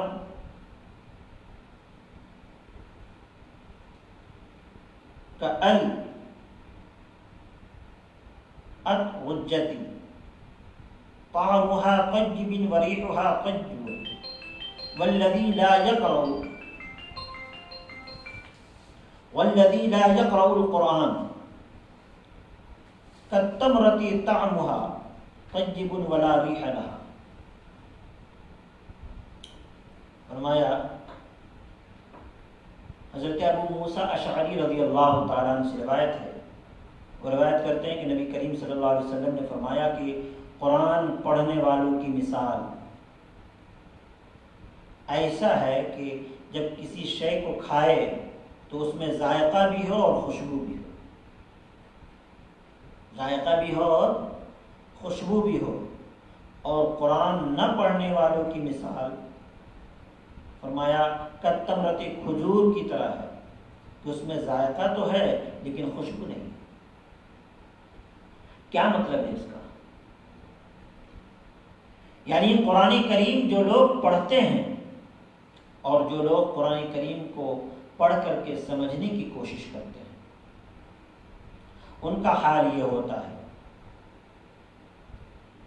چونکہ ان کو قرآن کریم پڑھنے سے تو ثواب ملتا ہی ہے، اس کے علاوہ پڑھنے کے بعد سمجھنے کا بھی ثواب ملتا ہے اور پھر اس پر عمل کرنے کا بھی ثواب ملتا ہے۔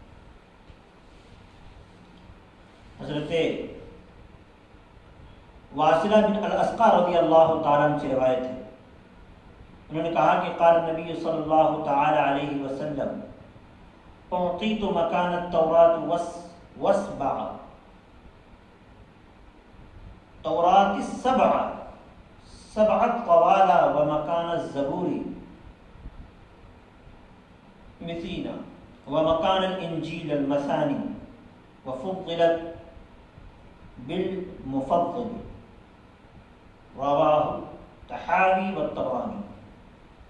حضرت واصلہ بن الاسقا رضی اللہ عنہ کہتے ہیں کہ نبی کریم صلی اللہ علیہ وسلم نے ارشاد فرمایا تورات کی جگہ مجھے سبع الطوال صورتیں دی گئی، زبور کی جگہ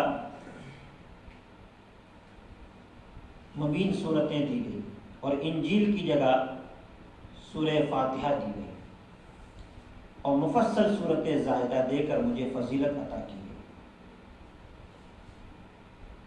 حضرت ابو امامہ الباہلی رضی اللہ تعالی عنہ سے روایت ہے، انہوں نے کہا سمعت رسول اللہ صلی اللہ تعالی علیہ وسلم یقول اقرأوا القرآن فإنه يأتي يوم القیامة شفیعا لأصحابه۔ حضرت ابو امامہ باہلی رضی اللہ عنہ کہتے ہیں کہ میں نے رسول اللہ صلی اللہ علیہ وسلم کو فرماتے ہوئے سنا اقرأوا القرآن، قرآن پڑھا کرو، کیوں؟ فإنه يأتي يوم القيامة شفيعا لأصحابه، اس لیے کہ یہی قرآن قیامت کے دن اپنے پڑھنے والوں کے لیے شفاعت کرے گا۔ یعنی جو قرآن پڑھتے ہیں، جو لوگ بھی قرآن پڑھتے ہیں، وہ اپنے پڑھنے والوں کے لیے شفاعت کرے گا، مولا کی بارگاہ میں کہے گا مولا یہ وہ بندہ ہے جو رات کے اندھیرے میں بھی میری تلاوت کیا کرتا تھا اور دن کے اجالے میں میری تلاوت کیا کرتا تھا، مولا یہ وہ بندہ ہے جو محبت کی نگاہ سے مجھے دیکھا کرتا تھا، مولا یہ وہ بندہ ہے جو زندگی کی روش کو سمجھنے کے لیے مجھ میں غور و فکر کیا کرتا تھا، مولا ہم تیری بارگاہ میں اس بندے کی سفارش پیش کرتے ہیں، مولا اس بندے کو بخش دے۔ حضرت جابر رضی اللہ تعالیٰ عنہ سے روایت ہے، انہوں نے کہا قال رسول اللہ صلی اللہ علیہ وسلم القرآن شافع مشفع، قرآن وہ ہے جو شفاعت کرنے والا ہے، قرآن وہ ہے جو شفاعت کرنے والا ہے، مشفع، اور اس کی شفاعت کو قبول کی جائے گی کل میدان محشر میں۔ اور فرمایا وما حل مصدق من جعله امامه فادت الى الجنة ومن جعله خلف ظهره ساقه الى النار۔ فرمایا اور اپنی بات منوائے گا، کون؟ قرآن، قرآن اپنی بات منوائے گا، کس سے؟ رب سے اپنی بات منوائے گا۔ جس نے قرآن مجید کو اپنا پیشوا بنایا، من جعلہ امامہ فادت الى الجنہ، جس نے قرآن مجید کو اپنا پیشوا بنایا اور رہبر بنایا اسے جنت کی طرف لے جائے گا، اور جس نے قرآن کریم کو اپنے پیٹھ کے پیچھے چھوڑ دیا اسے جہنم کی طرف لے جائے گا۔ کیا مطلب ہے؟ یعنی جس نے قرآن کریم میں غور و فکر کرنے کی کوشش کی، جس نے قرآن کریم میں اپنی زندگی کی حقیقت کو تلاشنے کی کوشش کی اور سمجھنے کی کوشش کی، جب وہ کسی مصیبت میں گرفتار ہو تو قرآن کریم کی طرف دیکھنے کی کوشش کی، جب کسی آزمائش میں گرفتار ہو تو قرآن کریم کی طرف دیکھنے کی کوشش کی، اور قرآن کریم سے رہنمائی لی کہ قرآن اس بارے میں کیا کہتا ہے اور ہم کس روش پہ چلیں کہ ہم کامیاب ہو جائیں، ایسے شخص کو یہی قرآن جنت کی طرف لے جائے گا۔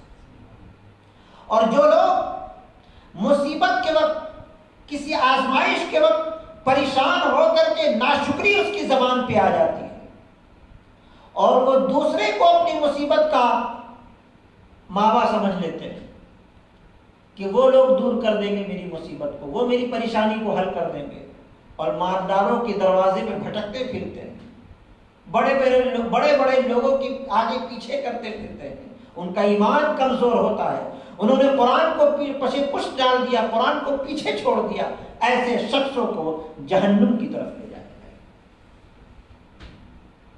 ابھی رمضان مبارک کا مقدس مہینہ چل رہا ہے، ہمارے بچپن میں بچوں میں ایک کمپٹیشن کا دور ہوا کرتا تھا، ہر کوئی ایک گھر میں اگر 5 بچے ہیں تو 5 بچے میں کمپٹیشن ہوا کرتا تھا کہ کون سب سے زیادہ ختم قرآن کرتا ہے۔ آج ہمارے اندر وہ شوق نہیں ہے، ذوق نظر نہیں آتا۔ مدرسے میں جب بچے پڑھنے آتے ہیں تو بھی اس ذوق کا مطالعہ کیا جاتا ہے کہ کتنا ذوق ہے اس بچے کے اندر۔ آج ہمارے بچوں میں اسکولی تعلیم کا جتنا ذوق ہے، قرآن پڑھنے کا ذوق و شوق نہیں ہے۔ سب سے بڑی بات اور اہم بات تو یہ ہے کہ ہم نے قرآن کے نزول کے مقصد ہی کو نہیں سمجھا۔ آج ہمارا قرآن گھروں کے طاقوں پہ رکھا رہتا ہے۔ ماہ رمضان مبارک کا مقدس مہینہ جب آتا ہے تو لوگ تبرکاً اس طاق سے قرآن کریم کو اتارتے ہیں اور تھوڑا پڑھتے ہیں، اور جب رمضان کا مہینہ چلا جاتا ہے تو پھر اس کو اس طاق پر رکھ دیتے ہیں، طاق کی زینت بنا دیتے ہیں۔ یاد رکھیں، قرآن صرف پڑھنے کے لیے نازل نہیں ہوا ہے۔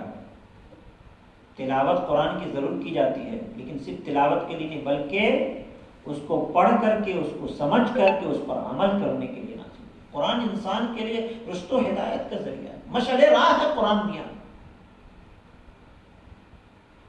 قرآن ہی انسان کو زندگی کا سلیقہ بتاتا ہے۔ اگر قرآن ہی آپ چھوڑ دو گے تو آپ کو زندگی کی سمجھ کیسے آئے گی؟ آپ کیسے سمجھو گے کہ زندگی کیا ہے؟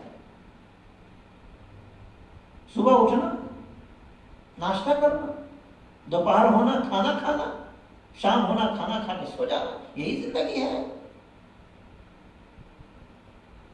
کوئی نوکری کرتے ہیں تو صبح اٹھ کر کے فوراً منہ ہاتھ دھو کر کے چائے پیا اور نوکری میں چلے گئے، شام آیا کھانا کھا کے سو گئے، یہی زندگی ہے۔ کوئی بزنس کر رہا ہے تو صبح اٹھا اور سب سے پہلے حساب کتاب لے کے بیٹھ گیا، جس سے پیسہ لینا ہوتا ہے اس سے پیسہ لینے کی کوشش کرتا ہے، جس کو پیسہ دینا ہوتا ہے دیتا ہے، نہیں دیتا ہے اللہ جانے، اور دن بھر میں کتنا جھوٹ بولتا ہے اللہ جانے، شام میں جا کے کھا پکا کے سو گیا، یہی زندگی ہے۔ اللہ یہ نہیں کہتا ہے کہ اپنا ذریعہ معاش تلاش نہ کرو، اللہ یہ نہیں کہتا ہے کہ اپنی روزی روٹی تلاش نہ کرو۔ فَإِذَا قُضِيَتِ الصَّلَاةُ فَانتَشِرُوا فِي الْأَرْضِ، جب تم نماز سے فارغ ہو جاؤ تو زمین میں پھیل جاؤ اپنے رزق کے لیے۔ اللہ آپ کو ذریعہ معاش تلاش کرنے کے لیے نہیں روکتا، لیکن اللہ تبارک و تعالیٰ نے زندگی میں ایک اصول رکھا ہے، ایک سسٹم رکھا ہے، ایک ڈسپلین رکھا ہے زندگی جینے کا۔ اگر آپ اس سسٹم کو فوت کر دیتے ہو، اس ڈسپلین کو اپنی زندگی سے نکال کر کے پھینک دیتے ہو، تو ہماری زندگی جانور کی زندگی جیسی ہو جاتی ہے۔ جانور کی زندگی کیا ہے؟ دیکھیے آپ، جہاں چاہتا ہے منہ لگا دیتا ہے، کھاتا ہے، اڑ کے چلا جاتا ہے، ٹہل کے نکل جاتا ہے۔ ہماری زندگی کیا ہوگی؟ یہی تو ہے۔ آج اگر معاشرے کا صحیح جائزہ لیا جائے، نہ حلال کی تمیز ہے نہ حرام کی تمیز ہے، جو مل جاتا ہے کھا لیتا ہے۔ اور جانور کا بھی یہی حال ہے، جو مل گیا کھا لیا، جدھر چاہا چل دیا۔ ہماری زندگی کا یہی حال ہے، حلال ہو حرام ہو کچھ تمیز نہیں کرتے، جو مل گیا کھا لیا، جیسا پیسہ ملا ہم اپنے پاکٹ میں رکھ لیے۔ حرام کا ایک دانہ پوری نسل پر اس کا اثر چل پڑتا ہے، عبادت سے لذت ختم ہو جاتی ہے، دعا قبول نہیں ہوتی حرام غذا کھانے سے۔ تو یہ جو طریقہ ہے، یہ جو ڈسپلین ہے، حرام سے ہم کو بچنا ہے، حلال کی طرف ہم کو چلنا ہے، حقوق اللہ اور حقوق العباد کے درمیان تمیز کرنا ہے، حقوق العباد کا خیال رکھنا ہے، بندے کے دکھ درد میں اس کے ساتھ رہنا ہے، غریبوں پر شفقت کرنا ہے، چھوٹوں پر شفقت کرنا ہے، بڑوں کی عزت کرنا ہے، علماء کی قدر کرنی ہے، اپنی گفتگو میں مٹھاس رکھنا ہے، اپنی مجلس کو بہتر کرنی ہے، اپنی زندگی کو ڈسپلین کے اندر رکھنا ہے، تاکہ ہمارے چھوٹے ہماری زندگی کو دیکھ کر کے کچھ سیکھنے کی کوشش کریں۔ یہ زندگی کا ڈسپلین کہاں سے آئے گا؟ دنیا کی کسی کتاب سے آپ کو یہ ڈسپلین نہیں مل سکتی سوائے قرآن کریم کے، اور آپ نے قرآن ہی کو چھوڑ دیا۔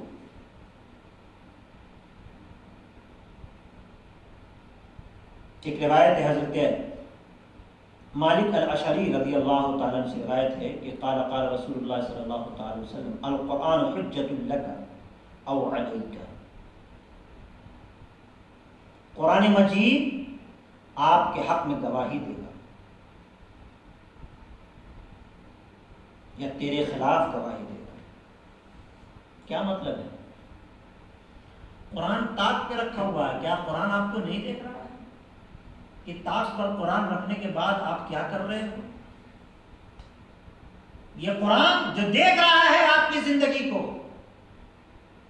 جو آپ حلال و حرام کے درمیان سے تمیز ختم کر چکے ہیں، وہ دیکھ رہا ہے آپ کی زندگی کو، یہی قرآن کل میدان محشر میں آپ کے خلاف گواہی دے گا۔ اور آپ نے قرآن کریم کو پڑھنے کی کوشش کی، بھلے سے عمل پورا نہیں کر پا رہے ہیں لیکن عمل کرنے کی کوشش کر رہے ہیں، یہی قرآن آپ کے تعلق سے گواہی دے گا، مولا یہ مجھ کو پڑھتا تھا، بہت کوشش کرتا تھا عمل کرنے کی، اس کوشش کی گواہی دے گا۔ اور جو لوگ لاپرواہی سے قرآن کریم کو رکھ دیتے ہیں طاقوں پر، اس لاپرواہی کے تعلق سے قرآن گواہی دے گا۔ کیا کر رہے ہیں ہم اور آپ زندگی میں؟ سوائے اپنے وقت کے ضیاع کے کیا کر رہے ہیں؟ نماز ہم نے چھوڑ دیا ہے، روزوں کی خصوصیت سے ہم نابلد ہو چکے ہیں، روزوں کی برکت سے ہم دور ہو گئے ہیں۔ روزہ رکھتے تو ہیں لیکن بدنگاہی سے پرہیز نہیں کرتے، روزہ رکھتے ہیں دن بھر بھوکا رہتے ہیں، بد فکری سے پرہیز نہیں کرتے۔ تو جب تک ہم عبادت کو اس کے حق کے ساتھ عبادت نہیں کرتے، عبادت کے فیض و برکات ہماری زندگی میں نمودار نہیں ہوتے۔ نام کے لیے ہو جاتا ہے کہ ہاں عبادت کر رہے ہیں۔ ایک روایت میں حضرت عبداللہ بن مسعود رضی اللہ تعالی عنہ سے روایت ہے کہ من اراد العلم فلیوتر القرآن فإن فیہ علم الاولین والآخرین۔ فرمایا حضرت عبداللہ بن مسعود رضی اللہ عنہ کہتے ہیں جو شخص علم حاصل کرنا چاہے اسے چاہیے کہ قرآن میں غور و فکر کرے۔ قرآن تو اپنے اندر غور و فکر کرنے کی آپ کو دعوت دیتا ہے۔ قرآن میں سائنس بھی ہے۔ یہ سائنس جو نکلا ہے، جو بہت آج کل کے لوگ کہتے ہیں سائنس بہت ترقی کر گیا، سائنس بہت ترقی کر گیا، یہ سائنس کی دعوت کس نے دیا؟ قرآن نے دیا ہے۔ جگہ جگہ قرآن نے کہا افلا تعقلون، کیا تم عقل نہیں رکھتے اس کو سمجھنے کے لیے؟ جو عقل کو جھنجھوڑ رہا ہے قرآن نا، یہی سائنس کی دعوت دے رہا ہے۔ افلا یتدبرون القرآن، کیا تم قرآن میں غور و فکر نہیں کرتے؟ یہ قرآن میں غور و فکر کرنے کی جو ایک سوچ دے رہا ہے قرآن، یہی سائنس کی دعوت ہے۔ سائنس والے کیا کرتے ہیں؟ وہ ہر چیز میں غور و فکر کرنے کی کوشش کرتے ہیں۔ تو سائنس کی دعوت کس نے دیا؟ قرآن نے دیا۔ اور آج ہم سائنس کو سیکھ کر کے ہم قرآن ہی کو آنکھ دکھاتے ہیں۔ قرآن نے آپ کو زندگی کی روش دیا اور قرآن ہی کو آنکھ دکھاتے ہیں۔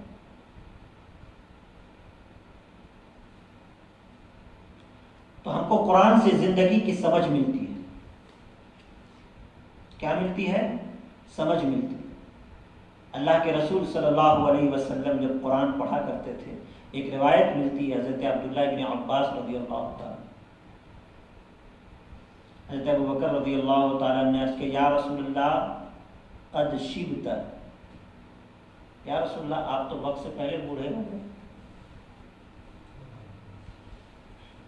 اللہ کے رسول نے ارشاد فرمایا، شیب بطنی ہود والواقعہ والمرسلات وعما یتساءلون واذا الشمس كورت۔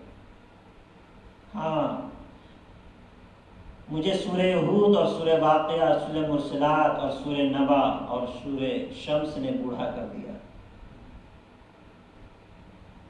جب انسان قرآن میں تدبر کرتا ہے، قرآن میں غور و فکر کرتا ہے، قرآن میں اپنے انجام کو پاتا ہے، قرآن میں اپنے رزلٹ کو تلاش کرتا ہے، قرآن میں اپنے نتیجے کو دیکھتا ہے، قرآن میں اپنے اعمال خیر اور اپنے اعمال شر کے نتیجے کو دیکھتا ہے، تو اس نتیجے کو دیکھ کر کے وہ اپنے اندر نفس کو ملامت کرتا ہے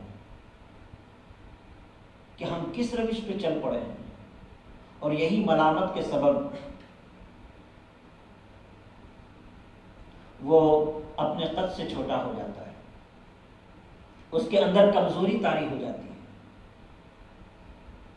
وہ جوانی کی دہلیز پہ رہتا ہے لیکن دیکھنے سے لگتا ہے کہ بہت معمر ہو گیا ہے۔ یہ غور و فکر کا نتیجہ ہوتا ہے۔ حضرت عبداللہ ابن عباس رضی اللہ تعالی عنہما نے ارشاد فرمایا کہ جب سورہ نجم کی تلاوت سرکار دو عالم صلی اللہ علیہ وسلم کرتے تو اس کی برکت ایسی ہوتی کہ اس کے ساتھ مسلمان بھی سجدہ کرتے اور مشرکین اور جن و انس سب سجدہ کرتے۔ قرآن کو اگر غور و فکر کی نگاہ سے پڑھا جائے اور غور و فکر سے سنا جائے تو اس کے اثرات زندگی میں نمودار ہوتے ہیں۔ آج ہم نے قرآن کو ایک رسم و رواج کے طور پہ لے لیا ہے۔ ابھی کیا ہے، تراویح کی نماز میں بہت ساری مساجدوں میں قرآن کریم نہیں بھی پڑھا جاتا۔ میں نے خود سنا ہے کہ بہت عرصہ بعد، بہت دنوں بعد آپ کے کمال بنگڑی مسجد میں قرآن کریم کی تلاوت ہوئی۔ یہ بڑی عجیب بات ہے، اور ہر سال تلاوت ہوتی تھی، سورہ تراویح ہوا کرتی تھی، ہر سال سورہ تراویح ہوا کرتی تھی، قرآن کریم کی تلاوت نہیں ہوا کرتی تھی۔ تو قرآن کریم کی تلاوت کا نہ ہونا یہ کس بات کی طرف اشارہ کرتا ہے؟ اس کا مطلب ہماری توجہ نہیں ہے قرآن کریم کی تلاوت کی طرف۔ اگر ہمارے اندر فکر ہوتی تو ہم کہیں نہ کہیں سے انتظام ضرور کرتے، ہم نے اس کو ہلکے میں لے لیا۔ صرف قرآن کریم، اب آپ بہت سارے لوگوں کی جانب سے ایک آرزو ہے کہ اس مرتبہ قرآن کریم کی تلاوت چل رہی تھی مسجد میں، ہم لوگ بہت خواہش کیے ہوئے تھے سننے کی، سن نہ سکے۔ یہی ہوتا ہے دوستو، اللہ جب سننے کی توفیق دیتا ہے تو اس وقت ہم سننے کی طرف جاتے نہیں۔ آج اللہ نے سننے کی توفیق ہم سے چھین لیا ہے۔ قرآن کریم کی تلاوت ہو گئی، پورا قرآن پڑھ دیا گیا، آپ کی موجودگی میں پڑھ دیا گیا، آپ اپنے گھروں میں رہ گئے، نہ سن سکے، اللہ نے محدود کر دیا آپ کو۔ تو یہ جو ہمارے اندر یہ جو سوچ پنپتی ہے کہ چلو ہم کل یہ کام کر لیں گے، چلو ہم یہ 10 منٹ بعد کام کر لیں گے، چلو ہم یہ کام 15 منٹ بعد کر لیں گے، چلو ہم یہ کام 20 منٹ کے بعد کر لیں گے، آنے والے 20 منٹ کی کیا گارنٹی ہے ہمارے پاس؟ آنے والے کل کی کیا گارنٹی ہے کہ کل ہم اس حالت میں اور اس پوزیشن میں رہیں کہ ہم یہ کام کر سکیں؟ تو جو وقت اللہ نے اپنے فضل و کرم سے ہمیں عطا کیا ہے، عقل کی نشانی یہ ہے کہ ہم اس وقت کا صحیح استعمال کریں۔ اس کی برکت قرآن کریم اللہ رب العزت نے ارشاد فرمایا الا بذکر اللہ تطمئن القلوب، قرآن پڑھنے سے دلوں کو اطمینان ملتا ہے۔ جب آپ بے چین ہوتے ہیں نا تو قرآن کریم پڑھیے، خاص کر کے کنز الایمان لے کے پڑھیے، ترجمۃ القرآن لے کے پڑھیے اور معنی اور تراجم کی طرف دیکھیے۔ میں آپ کو نصیحت خود کر رہا ہوں، سورہ یاسین شریف ترجمے کے ساتھ پڑھیے، سورہ شمس ترجمے کے ساتھ پڑھیے۔ سورہ یاسین شریف میں ایک مقام پر ارشاد فرمایا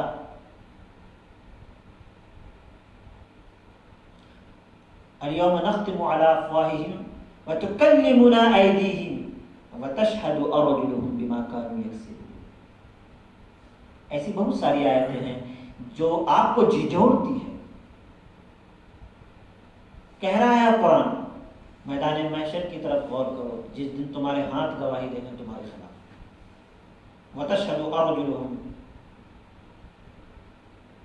وتكلمنا ايديهم، تمہارے ہاتھ کلام کریں گے، وتشهد ارجلهم، تمہارے قدم گواہی دیں گے، بما كانوا يكسبون، جو تم نے کما کے رکھا ہے، جو تم نے اچھے برے عمل کیے ہیں اس عمل کی گواہی دیں گے۔ زبان سے اگر کسی کو گالی دیا ہے آپ نے تو زبان گواہی دے گی آپ کے خلاف، ہاتھ سے کسی غلط چیز کو پکڑا ہے تو ہاتھ گواہی دے گی، ہاتھ گواہی دے گا آپ کے خلاف، پیر سے کسی غلط جگہ پہ آپ گئے ہیں تو وہ پیر گواہی دے گا آپ کے خلاف، پورے اعضاء آپ کے خلاف ہو گئے، آپ کے کنٹرول میں اعضاء ہے، آپ کے جسم سے جڑا ہے ہاتھ، آپ کے منہ میں زبان ہے لیکن آپ کے کنٹرول میں نہیں ہے۔ کتنا بے بس ہیں آپ، پھر بھی اپنے انجام سے غافل ہیں۔ اس لیے ہمیں اپنے انجام کی طرف غور کرنی چاہیے۔ وسوسوں سے بچنے کے لیے سورہ اخلاص کی تلاوت کریں۔ سورہ اخلاص پڑھ کر اپنی داہنی جانب 3 مرتبہ تھوکنا چاہیے، انشاءاللہ تمام غلط وسوسوں سے پرہیز آپ بچے رہیں گے۔ انسانوں کی نظر بد اور شیاطین جنات کے شر و فتن سے بچنے کے لیے موز 3 سے بہتر کوئی علاج نہیں۔ اور باللہ بسم اللہ کا ذکر رکھیے۔ سورہ بقرہ کی تلاوت جادو سے محفوظ رہنے اور جادو کا اثر ختم کرنے کے لیے بہترین علاج ہے۔ آج لوگ بہت پریشان رہتے ہیں، میرا بزنس ٹھپ چل رہا ہے، مولانا صاحب تعویذ دے دیجیے۔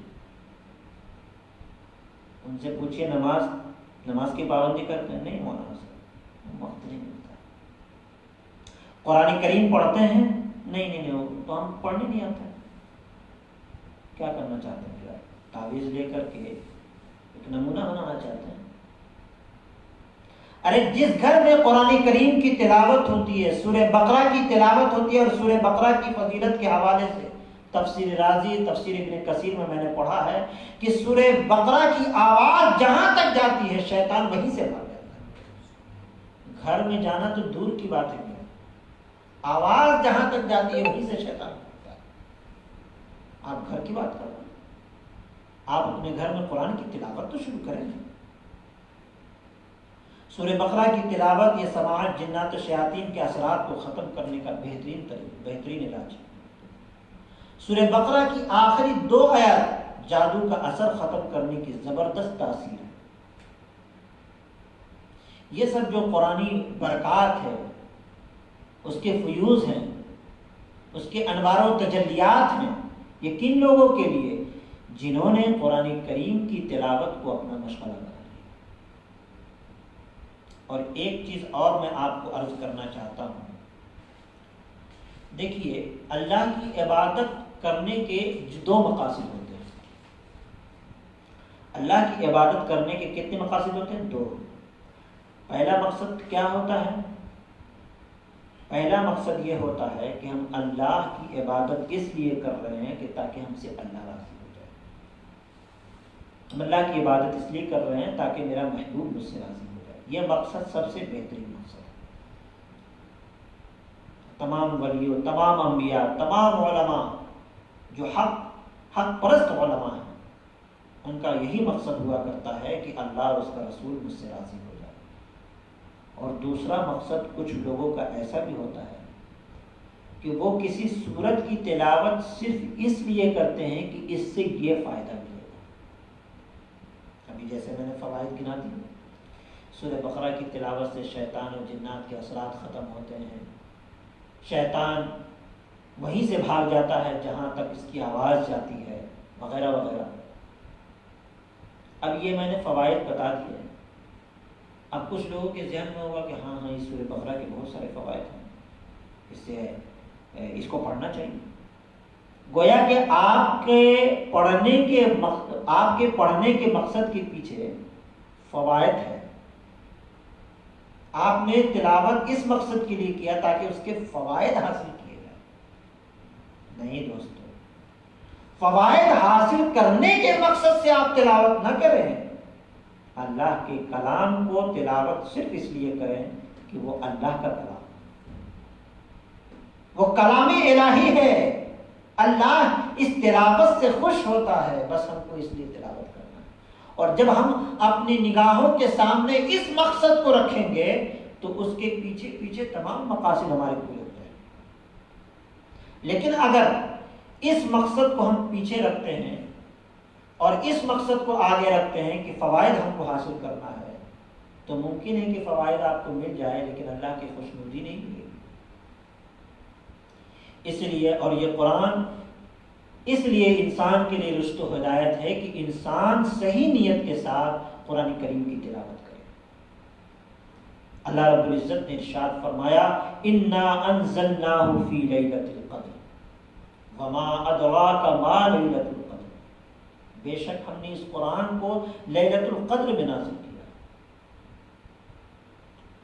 وَنُنَزِّلُ مِنَ الْقُرْآنِ مَا هُوَ شِفَاءٌ وَرَحْمَةٌ لِلْمُؤْمِنِينَ، قرآن ہم نے نازل کیا تاکہ یہ قرآن مومنوں کے لیے شفا اور رحمت بن جائے۔ اِنَّا أَنزَلْنَاهُ فِي لَيْلَةِ الْقَدْرِ، بے شک ہم نے قرآن کو اس قدر والی رات میں نازل کیا۔ 23 برس میں قرآن نازل ہوا، معلوم؟ قرآن کی سب سے پہلی آیت کیا ہے؟ اقرأ بسم ربک، اور سب سے آخری آیت کے حوالے سے 3 روایت ملتی ہے۔ پہلی روایت یہ ہے، قرآن کی سب سے آخری آیت ہے الیوم اکملت لکم دینکم واتممت علیکم نعمتی، اور پھر دوسری روایت یہ ملتی ہے کہ قرآن کی سب سے آخری آیت ہے یستفتونک قل اللہ یفتیکم فی الکلالہ، اور تیسری روایت یہ ملتی ہے کہ قرآن کی سب سے آخری آیت واتقوا یوما ترجعون فیہ الی اللہ، بہرکیف واتقوا یوما ترجعون فیہ الی اللہ کو بتایا کہ ایسا یہی ہے کہ یہی آخری آیت ہے۔ اللہ رب العزت نے اس قرآن کو اس قدر والی رات میں مکمل نازل فرمایا، انا انزلناہ فی لیلۃ القدر وما ادراک ما لیلۃ القدر، تم کیا جانو لیلۃ القدر کیا ہے؟ لیلۃ القدر خیر من الف شہر، لیلۃ القدر وہ رات ہے جو 1000 مہینوں سے بہتر ہے، خیر من الف شہر، 1000 مہینوں سے بہتر۔ تو 1000 مہینہ جب کہہ دیا گیا تو گویا کہ 1000 مہینے میں 1000 دن بھی آتے ہیں، 1000 دن میں 1000 رات بھی آتی ہے، تو پتہ چلا ہر لمحے سے بہتر ہے یہ لمحہ، ہر ساعت سے بہتر ہے یہ ساعت۔ لیلۃ القدر خیر من الف شہر تنزل الملائکۃ والروح، حضرت جبریل کی سرپرستی میں فرشتے کا نزول ہوتا ہے، یہاں بِإِذْنِ رَبِّهِمْ، اپنے رب کی اجازت سے فرشتے آتے ہیں۔ سلام ہی حتی مطلع الفجر، طلوع فجر تک یہ فرشتے کا نزول ہوتا رہتا ہے۔ اور جب ہم دعا مانگتے ہیں اس رات میں تو فرشتے ہماری دعا پر آمین کہتے ہیں۔ اور جس دعا پر فرشتے آمین کہہ دیں اور دعا مانگنے کے درمیان فرشتوں کا نزول ہوتا رہا ہو، دعا میں کتنی برکتیں اللہ نے رکھی۔ اس لیے ہمیں اور آپ کو چاہیے کہ اس لیلۃ القدر والی رات کو عبادت میں ہم گزاریں۔ اب بہت سارے لوگ آج کی رات میں نوافل کا اہتمام کرتے ہیں، شب قدر کی نماز، تہجد کی نماز۔ دوستوں میں اس پر یہ عرض کرنا چاہوں گا کہ جس کے ذمے میں قضائے عمری نماز ہے، پہلے اس کی طرف وہ توجہ دیں۔ خدا کی بارگاہ میں پہلے اس کی پرسش ہوگی، ہماری نفل کی پرسش نہیں ہوگی۔ جب آپ فرائض سے فارغ ہو جائیں تب نوافل کی کثرت کریں۔ اب جن کی نماز مکمل ہو چکی ہے، قضائے عمری نہیں ہے ان کے ذمے میں، کوئی نماز قضا نہیں ہے، اب وہ نفل ادا کرنا چاہتے ہیں تو نفل کی نیت سے 12 رکعت بھی آپ پڑھ سکتے ہیں، 4 رکعت بھی پڑھ سکتے ہیں۔ 2 طریقے ہیں کہ ہر رکعت میں 3 مرتبہ سورہ اخلاص پڑھیے، یا پہلی رکعت میں 12 مرتبہ سورہ اخلاص پڑھیے، پھر اس کو گھٹاتے گھٹاتے 1 مرتبہ بھی آ جائے گی۔ دونوں طریقہ صحیح ہے۔ بزرگوں کا اپنا اپنا طریقہ رہا ہے نفل نماز پڑھنے کا، کوئی مخصوص طریقہ اس میں ایسی روایت نہیں ہے کہ اسی طریقے سے آپ نماز پڑھیے گا تو شب قدر کی نماز ہوگی، اور اگر اس طریقے سے نہیں پڑھیے گا تو شب قدر کی نماز نہیں ہوگی۔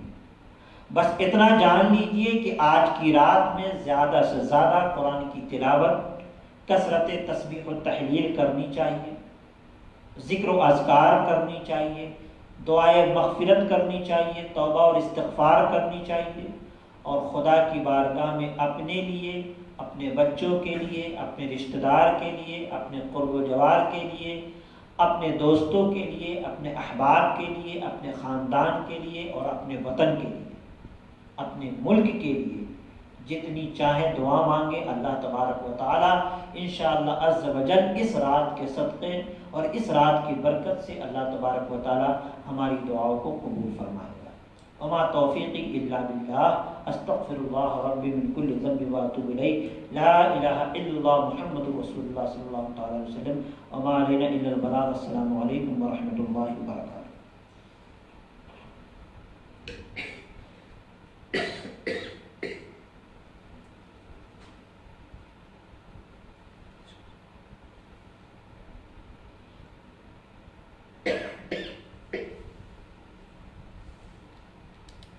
ناظرین انشاءاللہ ابھی ہم لوگ لائیو کو جو ہے تھوڑا ہٹا دیں گے، انشاءاللہ اس کے بعد جو ہے الوداعی کلام ہوگا، یعنی الوداعی رمضان جو ہے وہ کلام پڑھا جائے گا، اور حضرت جو ہے وہ عید کی نماز کے بارے میں بھی انشاءاللہ بتائیں گے۔ آپ پھر لائیو پروگرام میں ہمارے تھوڑی دیر میں حاضر ہو رہے ہیں۔